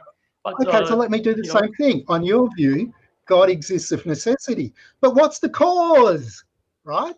You don't need causes for necessity. Yeah, in the case of God, there's no... let's stop. Oh, you want to stop there? Yeah, stop. Yeah. I mean, I think that illustrates the two Quoque fallacy, right? I mean, I pointed out that on his view, right, there's no cause that explain why is it that the initial state of reality should begin in such a way that resulted in our universe having being so highly ordered and having those fine-tuned properties, right? Right. Yeah. Yeah, that was the objection that I lodged against him, right? And then he responded by saying that it's the same with your view, right? On your view, there's no cause for why God exists is necessary. Is that what he said? Yeah. There's no cause for why God exists necessarily, just as there's no cause for why the universe exists necessarily, or the initial state exists necessarily. Yeah, that's right. So basically his response is that it's the same for your view, right? Yeah. So that is the two Quoque fallacy. Yeah, that I was referring to. But also there's the fact that you've already presented with the Modus Tollens argument why the universe cannot have this property without it collapsing to everything else having that property as well. You need something that is distinct from the universe itself that causes it. Yeah. So okay, I have already good, presented, that's right. I have already presented a number of arguments. I give those 3 reasons I mentioned just now, right, in support of the modus tollens argument. Yeah. And in addition to that, right, I also presented the fine-tuning considerations, right, the considerations from fine-tuning and order of universe, right. I mean, these are the considerations which make William Lane Craig says that if our universe has a beginning, then it has a cause, right. I mean, to him and to many people, it is obvious, right, that such a highly ordered state of such a highly ordered universe couldn't just ultimately result from something that is uncaused, that begins to exist uncaused, right? Yeah. Yeah, and then so I want to go to the second tu quoque argument, which is it occurs around 119. No, before that, sure. can I also elaborate on another very important point? Yeah, I'll just go to that part, but I won't play it. So yeah, go ahead, Andrew. Okay. Now, in a sense, there is a sense in which both Oppy and I agree, right, that there must be an uncaused initial state, right? So in a sense, right, both of us agree that there must be an uncaused initial state. For my view, it is the creator, right? Whereas for his view, right, it is a physical state, right? So that so both of us agree that there must be some necessary initial state. But the key question is, what kind of thing can be the necessary initial state? And my argument is that the kind of thing cannot be something that has a beginning, because there will be special pleading, and in view of the fact that we have also other things beginning to exist, but those have causes, right? So it'll be special pleading to say that the initial state begin without a cause, right? It'll be special pleading. And also, it is refuted by the modus tollens argument, right? It's refuted by the modus tollens argument at Alfred, right? So, so what I'm trying to emphasize here is that both of us agree that there must be something uncaused, right? But the key question is, and this point is important, right? Because Oppy keeps saying that, well, the initial state must be necessary because it's the initial state, right? And in a sense, I agree that the initial state must be necessary, right? Because it's the initial, but that is not the key issue, right? The key issue is what kind of thing can be the initial state, right? And I argue that it cannot be something that has a beginning, right? Because it's refuted by the modus tollens argument, right? And Oppy didn't actually respond to this point as I explained just now, right? But he kind of backs the question in a sense, right? By assuming that. Yeah, I mean, like one physical reality, and therefore the physical reality must be necessary, right? But then that's begging the question. Right. I mean, as soon as you admit that the universe had a beginning, but you just say it's uncaused, then you get yourself in, you contradict yourself, basically. Right. And that's like what you showed the modus tollens argument. Yeah, that's right. It's refuted. You will be refuted by the modus tollens argument. That's right. Right. And especially because, like, you know, Oppy says, you know, we have to appeal to something common, right? What's more common than immediate experience or even counterexamples, demonstrable counterexamples to your own thesis on what individuates the initial state from later states, such that one is excluded from the causal principle, but one isn't. Yeah. Okay. So then, like, okay, well, you know, he gets into a bit about like discrete points and moments and that sort of thing. You know, so if we understand your argument properly, then that really is irrelevant, right? Like it's like because if it is the initial state, or let's just call it the first cause proper, then there is not like a discrete point or so forth, right? It's just the absolute first. Yeah. That's what follows from the argument deductively. That's right. Okay, so like, I don't know. I don't think we need to actually look at that. So then, okay, so I want to look then at so at 135, Oppy talks more about how necessity works for his view. So let's go to that. If I can find it, it's right there. Okay. To exist uncaused, right? Once you have the initial, he's assuming that.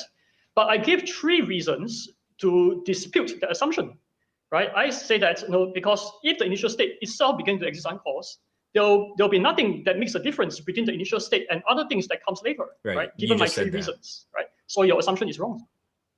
No, but the theory was that the initial state is necessary, so there can't be anything else that goes there. Well, right, and then we compare the theories. So if you look at what the consequences of the view are, the consequences of the view are that it entails that the three claims that you're making are false, right? They're just immediate consequences of my view, right? There's a disagreement here. You can't make progress by just insisting that things that I say are false. This just gets back to when do we declare who's the winner, right? If at a certain point you just say I win because we disagree, right? Well, yeah, that's not your position at all. We should never have started on this. I should have just said God doesn't exist and I'm going home. Right. I think you've already adequately shown why, that necessity explanation doesn't work, and demonstrably so. So I think this is that's right. Yeah, because Andrew, Oppy is because Oppy is trying to say that given his theory that the initial state begins to exist uncaused necessarily, my three reasons must be wrong, right? And my response to that is that given my three reasons, his view must be wrong, right? So it's important for us to hold to see. So who is begging the question here, right? Who is begging the question, right? Now, I'm not begging the question because those three reasons, as I explained just now, those three reasons, they are based on what it means, right, to begin uncaused, right? And also is based on our immediate experience, right? It is based on, so for example, the three reasons. The first reason was that if X begins to exist uncaused, then there'll be no cause that makes it the case that only X rather than Y, right, begins to exist, right? Mm-hmm. And this first reason, it follows from the definition, right, of what it means to begin to exist uncaused, right? So this first reason cannot be denied by Oppy, right? Because that is what is implied by his view, right? Right.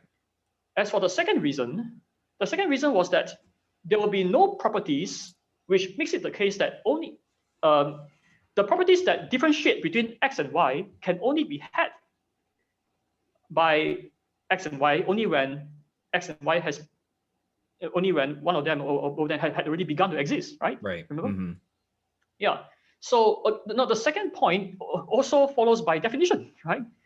It is what it means, right, to say that because it's what it means to say that something has a property, right? Because Oppy is trying to claim that there is some special property, right? Because his view requires that, right? As I said earlier on. But then those special property, but those special property can only be had, right, by X only when X had already begun to exist. So again, this second reason also follows. The second reason is also implied by his view, right? So Oppy also cannot deny that, right? So the first reason I gave was implied by his view. The second reason I gave was also implied by his view. The third reason I gave was that the circumstances is compatible with other things beginning to exist. Yeah. And this we know from our immediate experience, right? As I said just now, right? We know that there is electric field increasing in strength, right? We know that there are energy conserving changes, right? Right. We know that hydrogen is being converted to helium, right, in the sun, right? Yeah, the conditions that he's setting forward to avoid applying the causal principle in one case to another just doesn't work, and demonstrably. Yeah, that's right. And we know that it doesn't work, right? Because we know it based on our experience, right? We know it scientifically, based on experience, right? And so Oppy cannot deny the third reason either, right? So given that the first two reasons are implied by his view, he can't deny them. And given that the third reason is true, we know that it's true based on science, based on our experience, Oppy can't deny it either, right? And therefore, Oppy cannot deny my argument, right? My argument are rocks, are rock solid, right? They are rock bottom, right? They can't be denied, right? And therefore, they entail that his view is false, right? So what this means is that his views actually entail a contradiction, right? Contradiction in the sense that it implies something that goes against it, and it is also contradicted by our experience, right, and by our knowledge of science, right? And that's why his view cannot be true, because it contradicts our experience, and it contradicts what is implied by his view, right? And by the way, this point fits his ground rules, right? Remember, Oppy was talking about some ground rules at the beginning, right? He said that that's exactly right. Yeah. Mm-hmm. Yeah. The ground rules. He said we have to compare virtues of theories, right? And one of the point which he acknowledged is that if one can show the other that the other person's view entails a contradiction, then that will count against, right, the other person's view, right? In fact, the other person's view will be refuted, right? And that's what precisely I showed, right? So what I have showed is that his view entails a contradiction with our experience and with his own ideas, right? So those three reasons. Right? They fail on their own terms, right? Yeah, they fail on their own terms, and also refuted by our experience. So therefore, yeah. Well, and therefore, what I've done fulfill his criteria. Right. I mean, so yeah. So let me play this clip, and then I'll give my bit of commentary, and then I'll get your thoughts, and then we can start wrapping this up, because I think we've done what needs to be said. Or we said what needs to be said. Okay, so here he is at 135, summarizing how he believes the debate has gone. No. However, I don't think. Okay, never mind. Okay, but in any case, even if you disagree with that, I can give an additional reason. So I understand your reason, right? So the reason you offer is basically is simpler, right? For your view, right? So, but it's important. That's not it. It's important that it makes the best trade-off between trying to minimize commitments and maximize explanation. Right now, I agree that the only thing we're really interested in is when you do this on total explanation, right? But then, if I had my way, we wouldn't be talking about any arguments at all. We'd just be trying to fill in much more of the data and see how the two theories do with respect to all of the data. And we'd probably end up in a kind of, it would end in a kind of deadlock, because it's so hard to do the evaluation on all of the data. But insofar. Okay, so there we go. So basically, it seems like what Graham was saying is that, well, obviously he's going back to his idea that you need to look at the total worldview, and you can't just look at individual bits and pieces of arguments, right? And that when you do this, it's not just that, it's not just on his view that his idea is simpler. He's saying that you actually get to a deadlock where he is reasonably justified in disagreeing with you. You're reasonably justified as a theist to believe what you want. And I remember in his book arguing about gods, this is basically like, he uses this talk of virtue, and, like a reasonably virtuous person could disagree with the conclusion of the Kalam argument or so forth. And you've already shown that if the reasonable person refutes themselves on their own grounds, then they're not being it's not a reasonable position for that reasonable person to hold in the first place. Yeah, that's right. And Oppy will agree with that as well. Yeah. Right. So let me see. There was a place where he actually summarized. So I think that was the wrong. I picked the wrong spot. Let me see if I can find where. Oh, never mind. So it's and then I think it's 123. Yeah. Excuse me. 123. And I want to show this because I know the audience. Like, this was a point that was highlighted by some of the atheists watching. So I want to make sure that they know, like, okay, yeah, we didn't gloss over this moment in the debate. All right, so here we go. As I said, and so you can't say that God has a beginning in that sense. Okay, so let's go back and compare the two views now.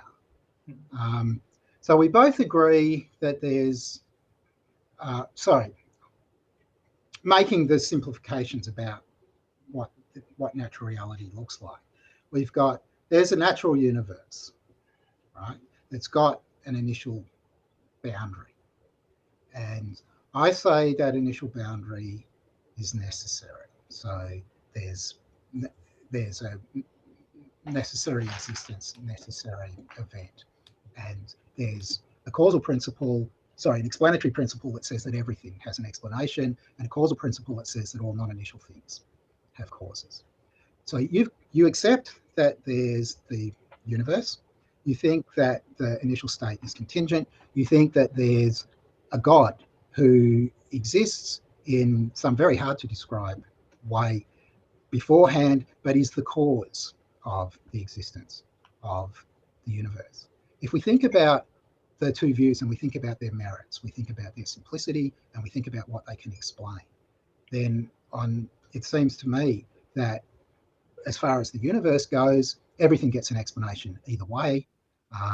As far as necessity goes, we each agree there's something that's necessary. In terms of entities, my view is slightly better because it does without God. So insofar as we're interested just in thinking about the explanation of the universe, it looks as though my view's winning. It looks like it's a better view when we just think about the theories and their virtues. And then what you're arguing is it's precisely God that you need who you're kicking out, right? And my argument is basically that in his comparison, he ignored my Modus Tollens arguments. You're right, yeah.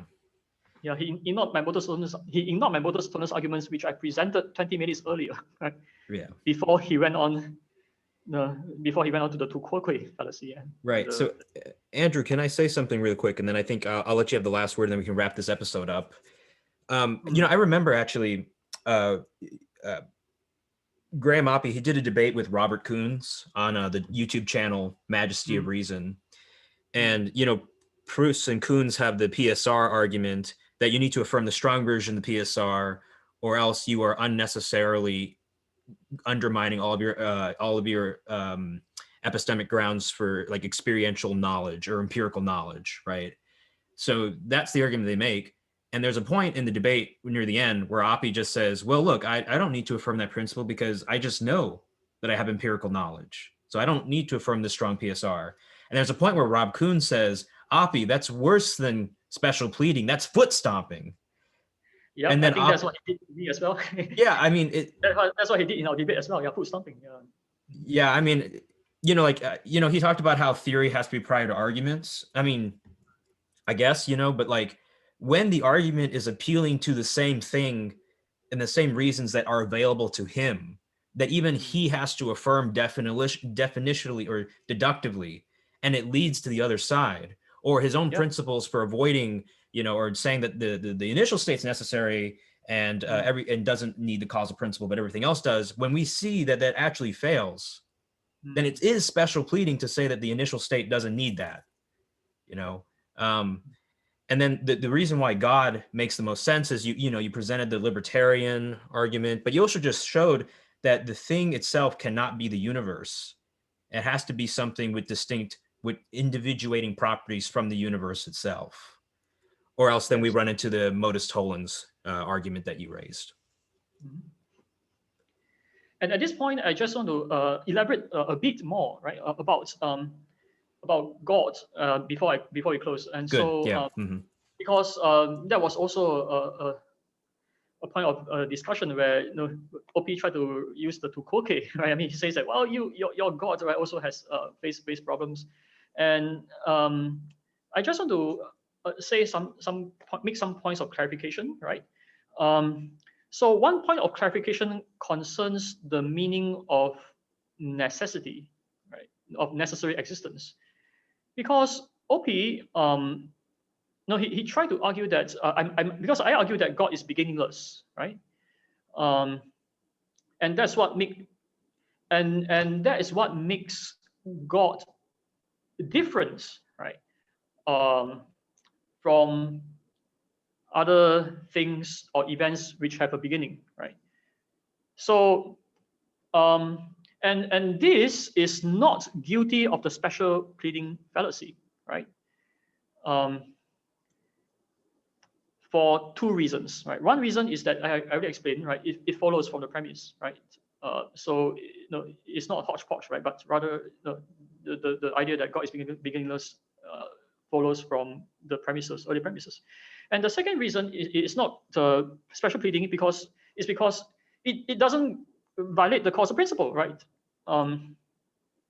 Because what special pleading means is that well, special pleading is an informal fallacy where somebody tries to say that there is an as an exception, right? Without providing any justification, right? Let me say it again. Special pleading is an informal fallacy wherein somebody cites something as an exception without providing any adequate justification, right? It describes a situation where you have a rule which you apply to everyone else, but makes up an excuse to explain why the rule doesn't apply to you, right? So this is the meaning of special pleading, right? So to give an analogy, right? Not everyone needs to be quarantined for COVID-19, right? Only those people who are sick with the virus or have contact history, those people need to be quarantined, right? That is a rule, right, in many countries, right? And so even if you are the president's son or whatever, right, if you are sick, right, you according to the rule of the country, right, you ought to be quarantined, right? So you can't say that, oh, because I'm a president's son, therefore I have an excuse, right? That would be special pleading, right? However, if somebody is totally well, has no contact travel history, doesn't fulfill the criteria for quarantine, then it is not an excuse to say that that person doesn't need to be quarantined, right? Rather, it is the fact that the rule doesn't apply, right? The rule doesn't apply to him because he doesn't have any other criteria, right, for being quarantined, right? So in the case of God, right, I mean, to say that the causal principle doesn't apply to God is not special pleading, because the rule doesn't apply, right? Because God is supposed to be without beginning, right? The causal principle only applies to things or events which have a beginning, right? So it is not special pleading, right? Whereas Oppy's view is special pleading because on his view, the initial state began to exist uncaused, right? And so it begins to exist, and therefore it is under the rule, right? It's covered by the rule of the causal principle. And yet he's trying to give us excuse, right? He's trying to say, oh, the initial state it begins, but this beginning is different from other beginnings, right? He's trying to give an excuse, but his excuse doesn't work, right? As I already explained, right? Using the Modus Tollens argument, right? And so he is guilty of special pleading. I'm not guilty of special pleading, right?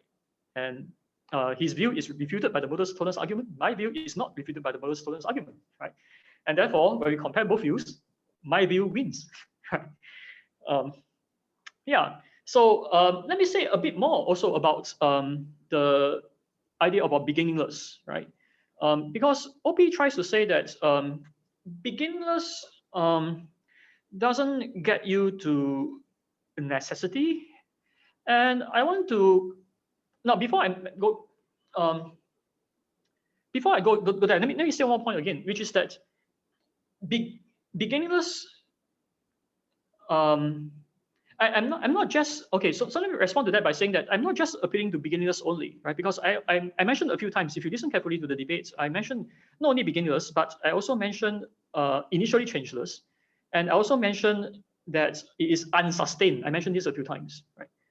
Because and I explained that being beginningless and initially changeless and also unsustained, right, can do the work of explaining why God is uncaused, because it means that God has always existed, right, in the initially changeless state, right, without the universe, right? God is is beginningless in that state, and changeless. It means that God has always existed in that state without the universe, and therefore it can explain why why God is just is, right? And it also differentiates God from other entities which do have a beginning, right? Because and this is the point where my view can do the work which Oppy's view cannot do, right? Because on Oppy's view, right, his initial state has a beginning, but we know that there are also other things around us which has a beginning, but those have causes, right?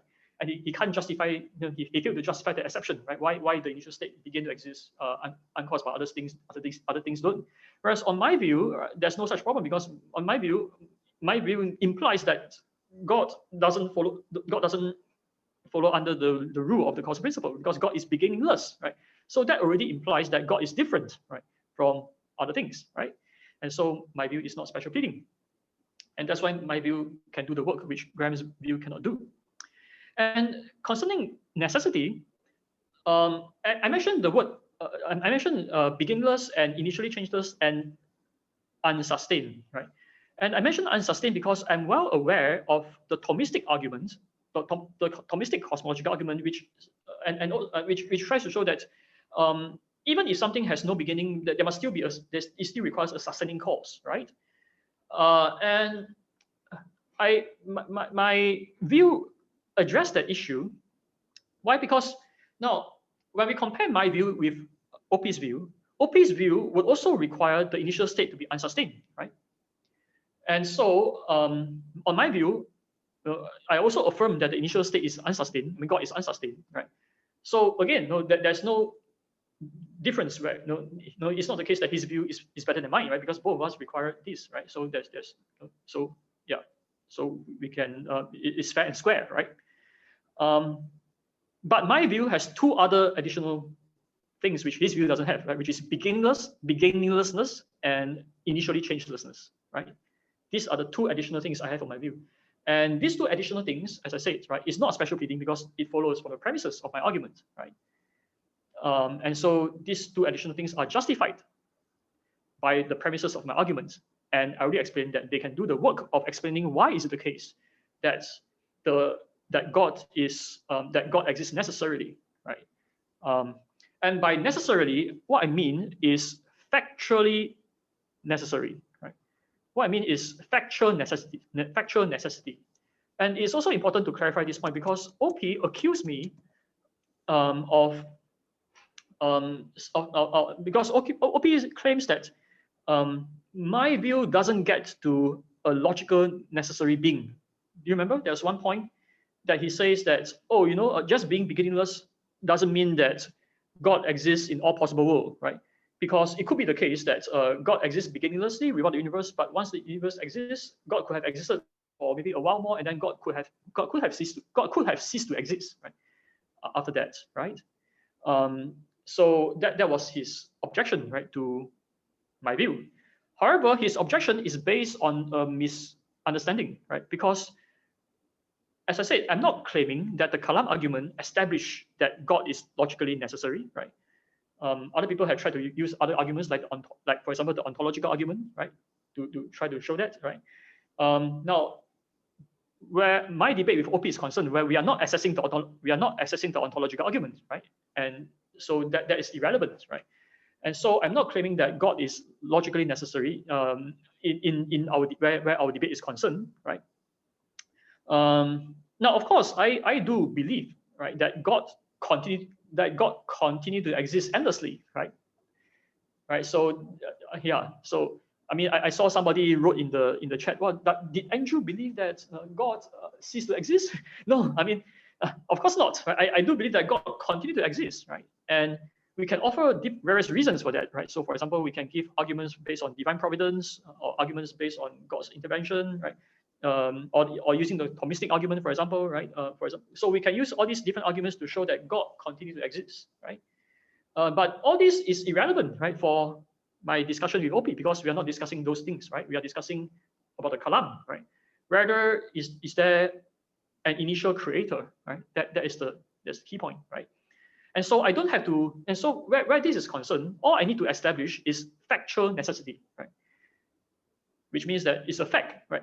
What factual necessity means is that a factually necessary being is not dependent on any other being, right? While other beings is causally dependent on it.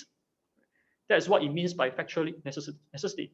And that is what I established by the Kalam cosmological argument, right? The Kalam argument shows that there must be a creator who exists in a beginningless, initially changeless state, which means that it just is, right? And it is not dependent on other things, whereas other things came from it, right? It is the cause of other things, right? So this first cause, right, is an independent existing first cause, right?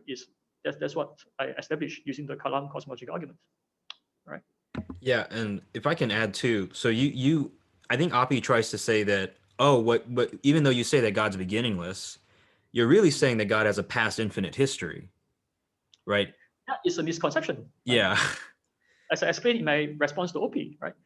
And I'm quite surprised that Oppy raised this objection, because I thought Oppy would have been quite familiar with the work of William Lane Craig, right?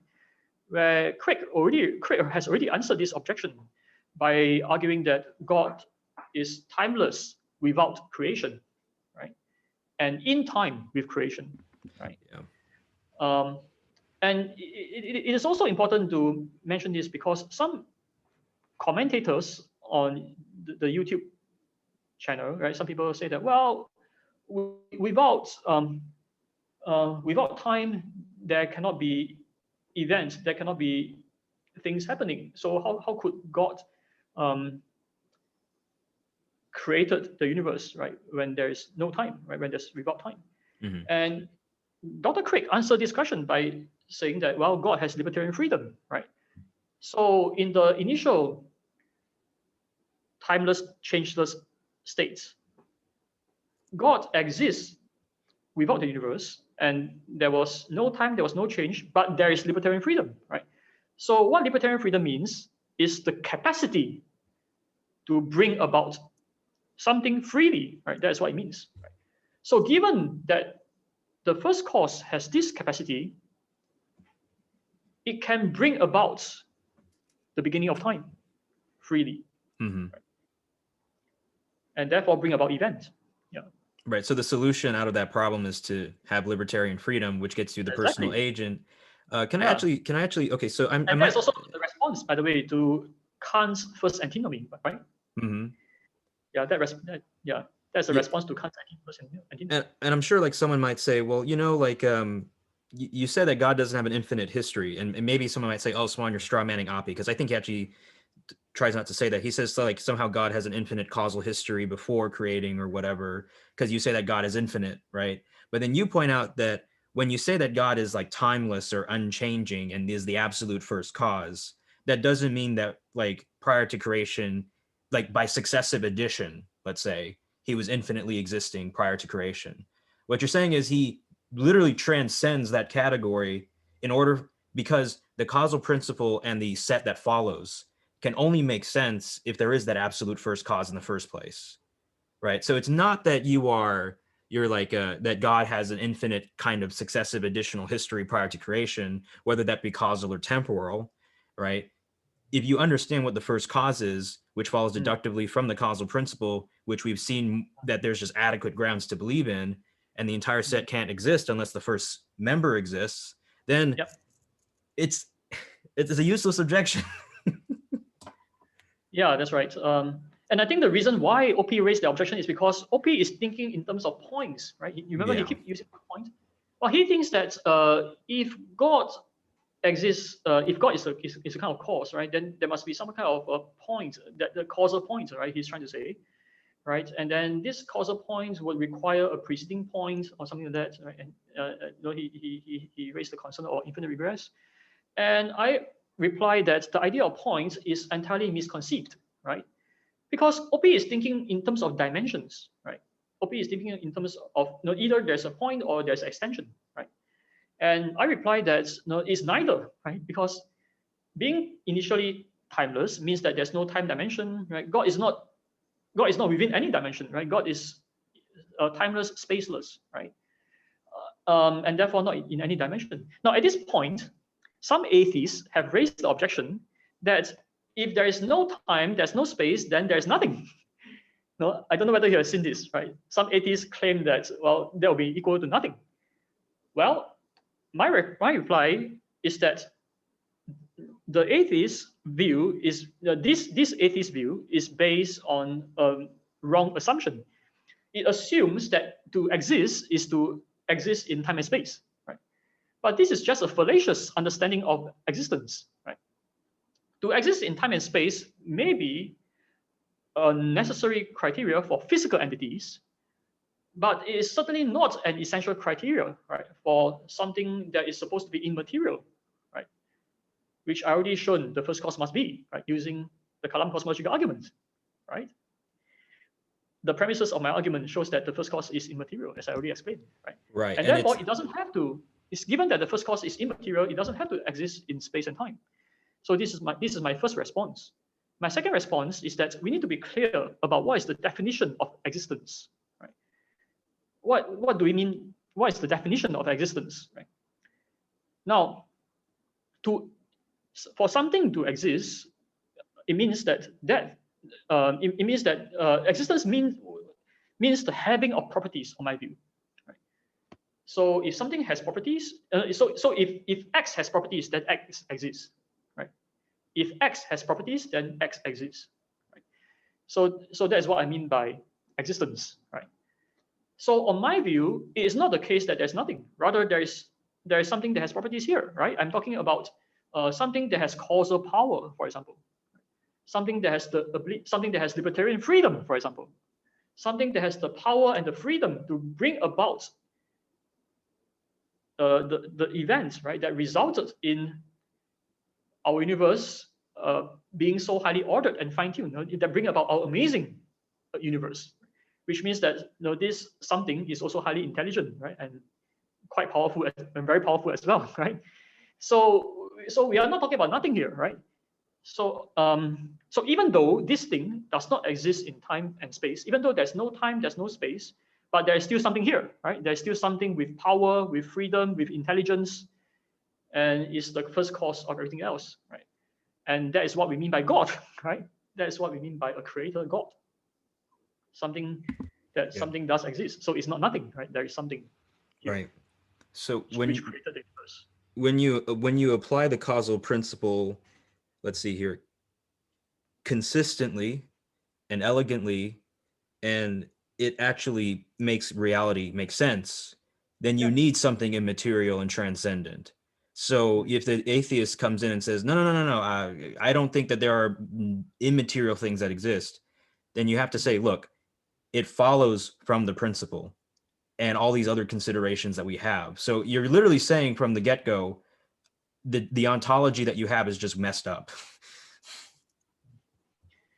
Well, I think if we have the correct understanding of ontology, it will help us. It will make us realize that there must be a creator of the universe, right? And I think this conclusion is undeniable, right? Because as I explained right at the beginning, that the conclusion of a deductively valid argument with true premises must be true, right?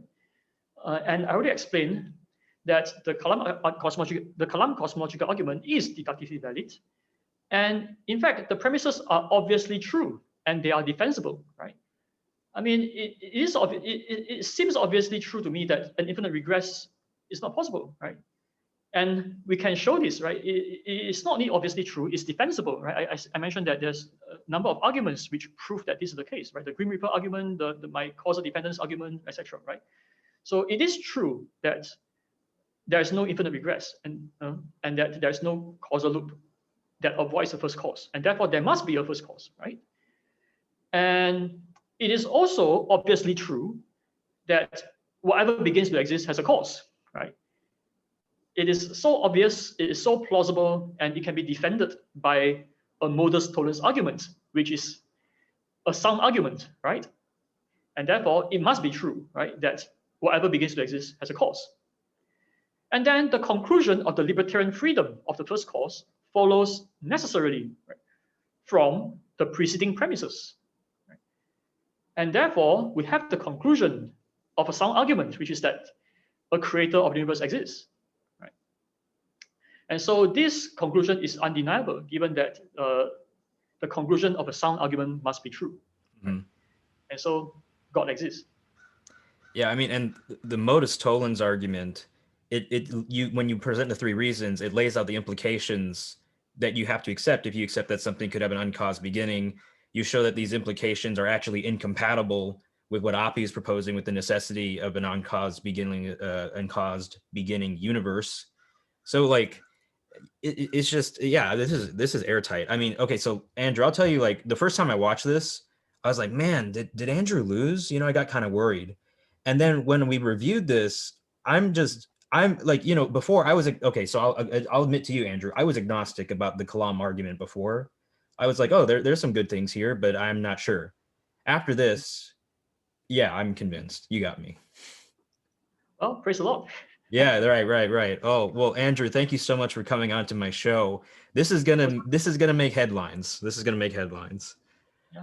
All right. Well, thank you, Andrew. That, the truth be vindicated, right? And the God of truth be glorified. Yeah. Right. All right. Well, thank you, Andrew, so much. Most welcome. Yeah. May God bless you. God bless you too.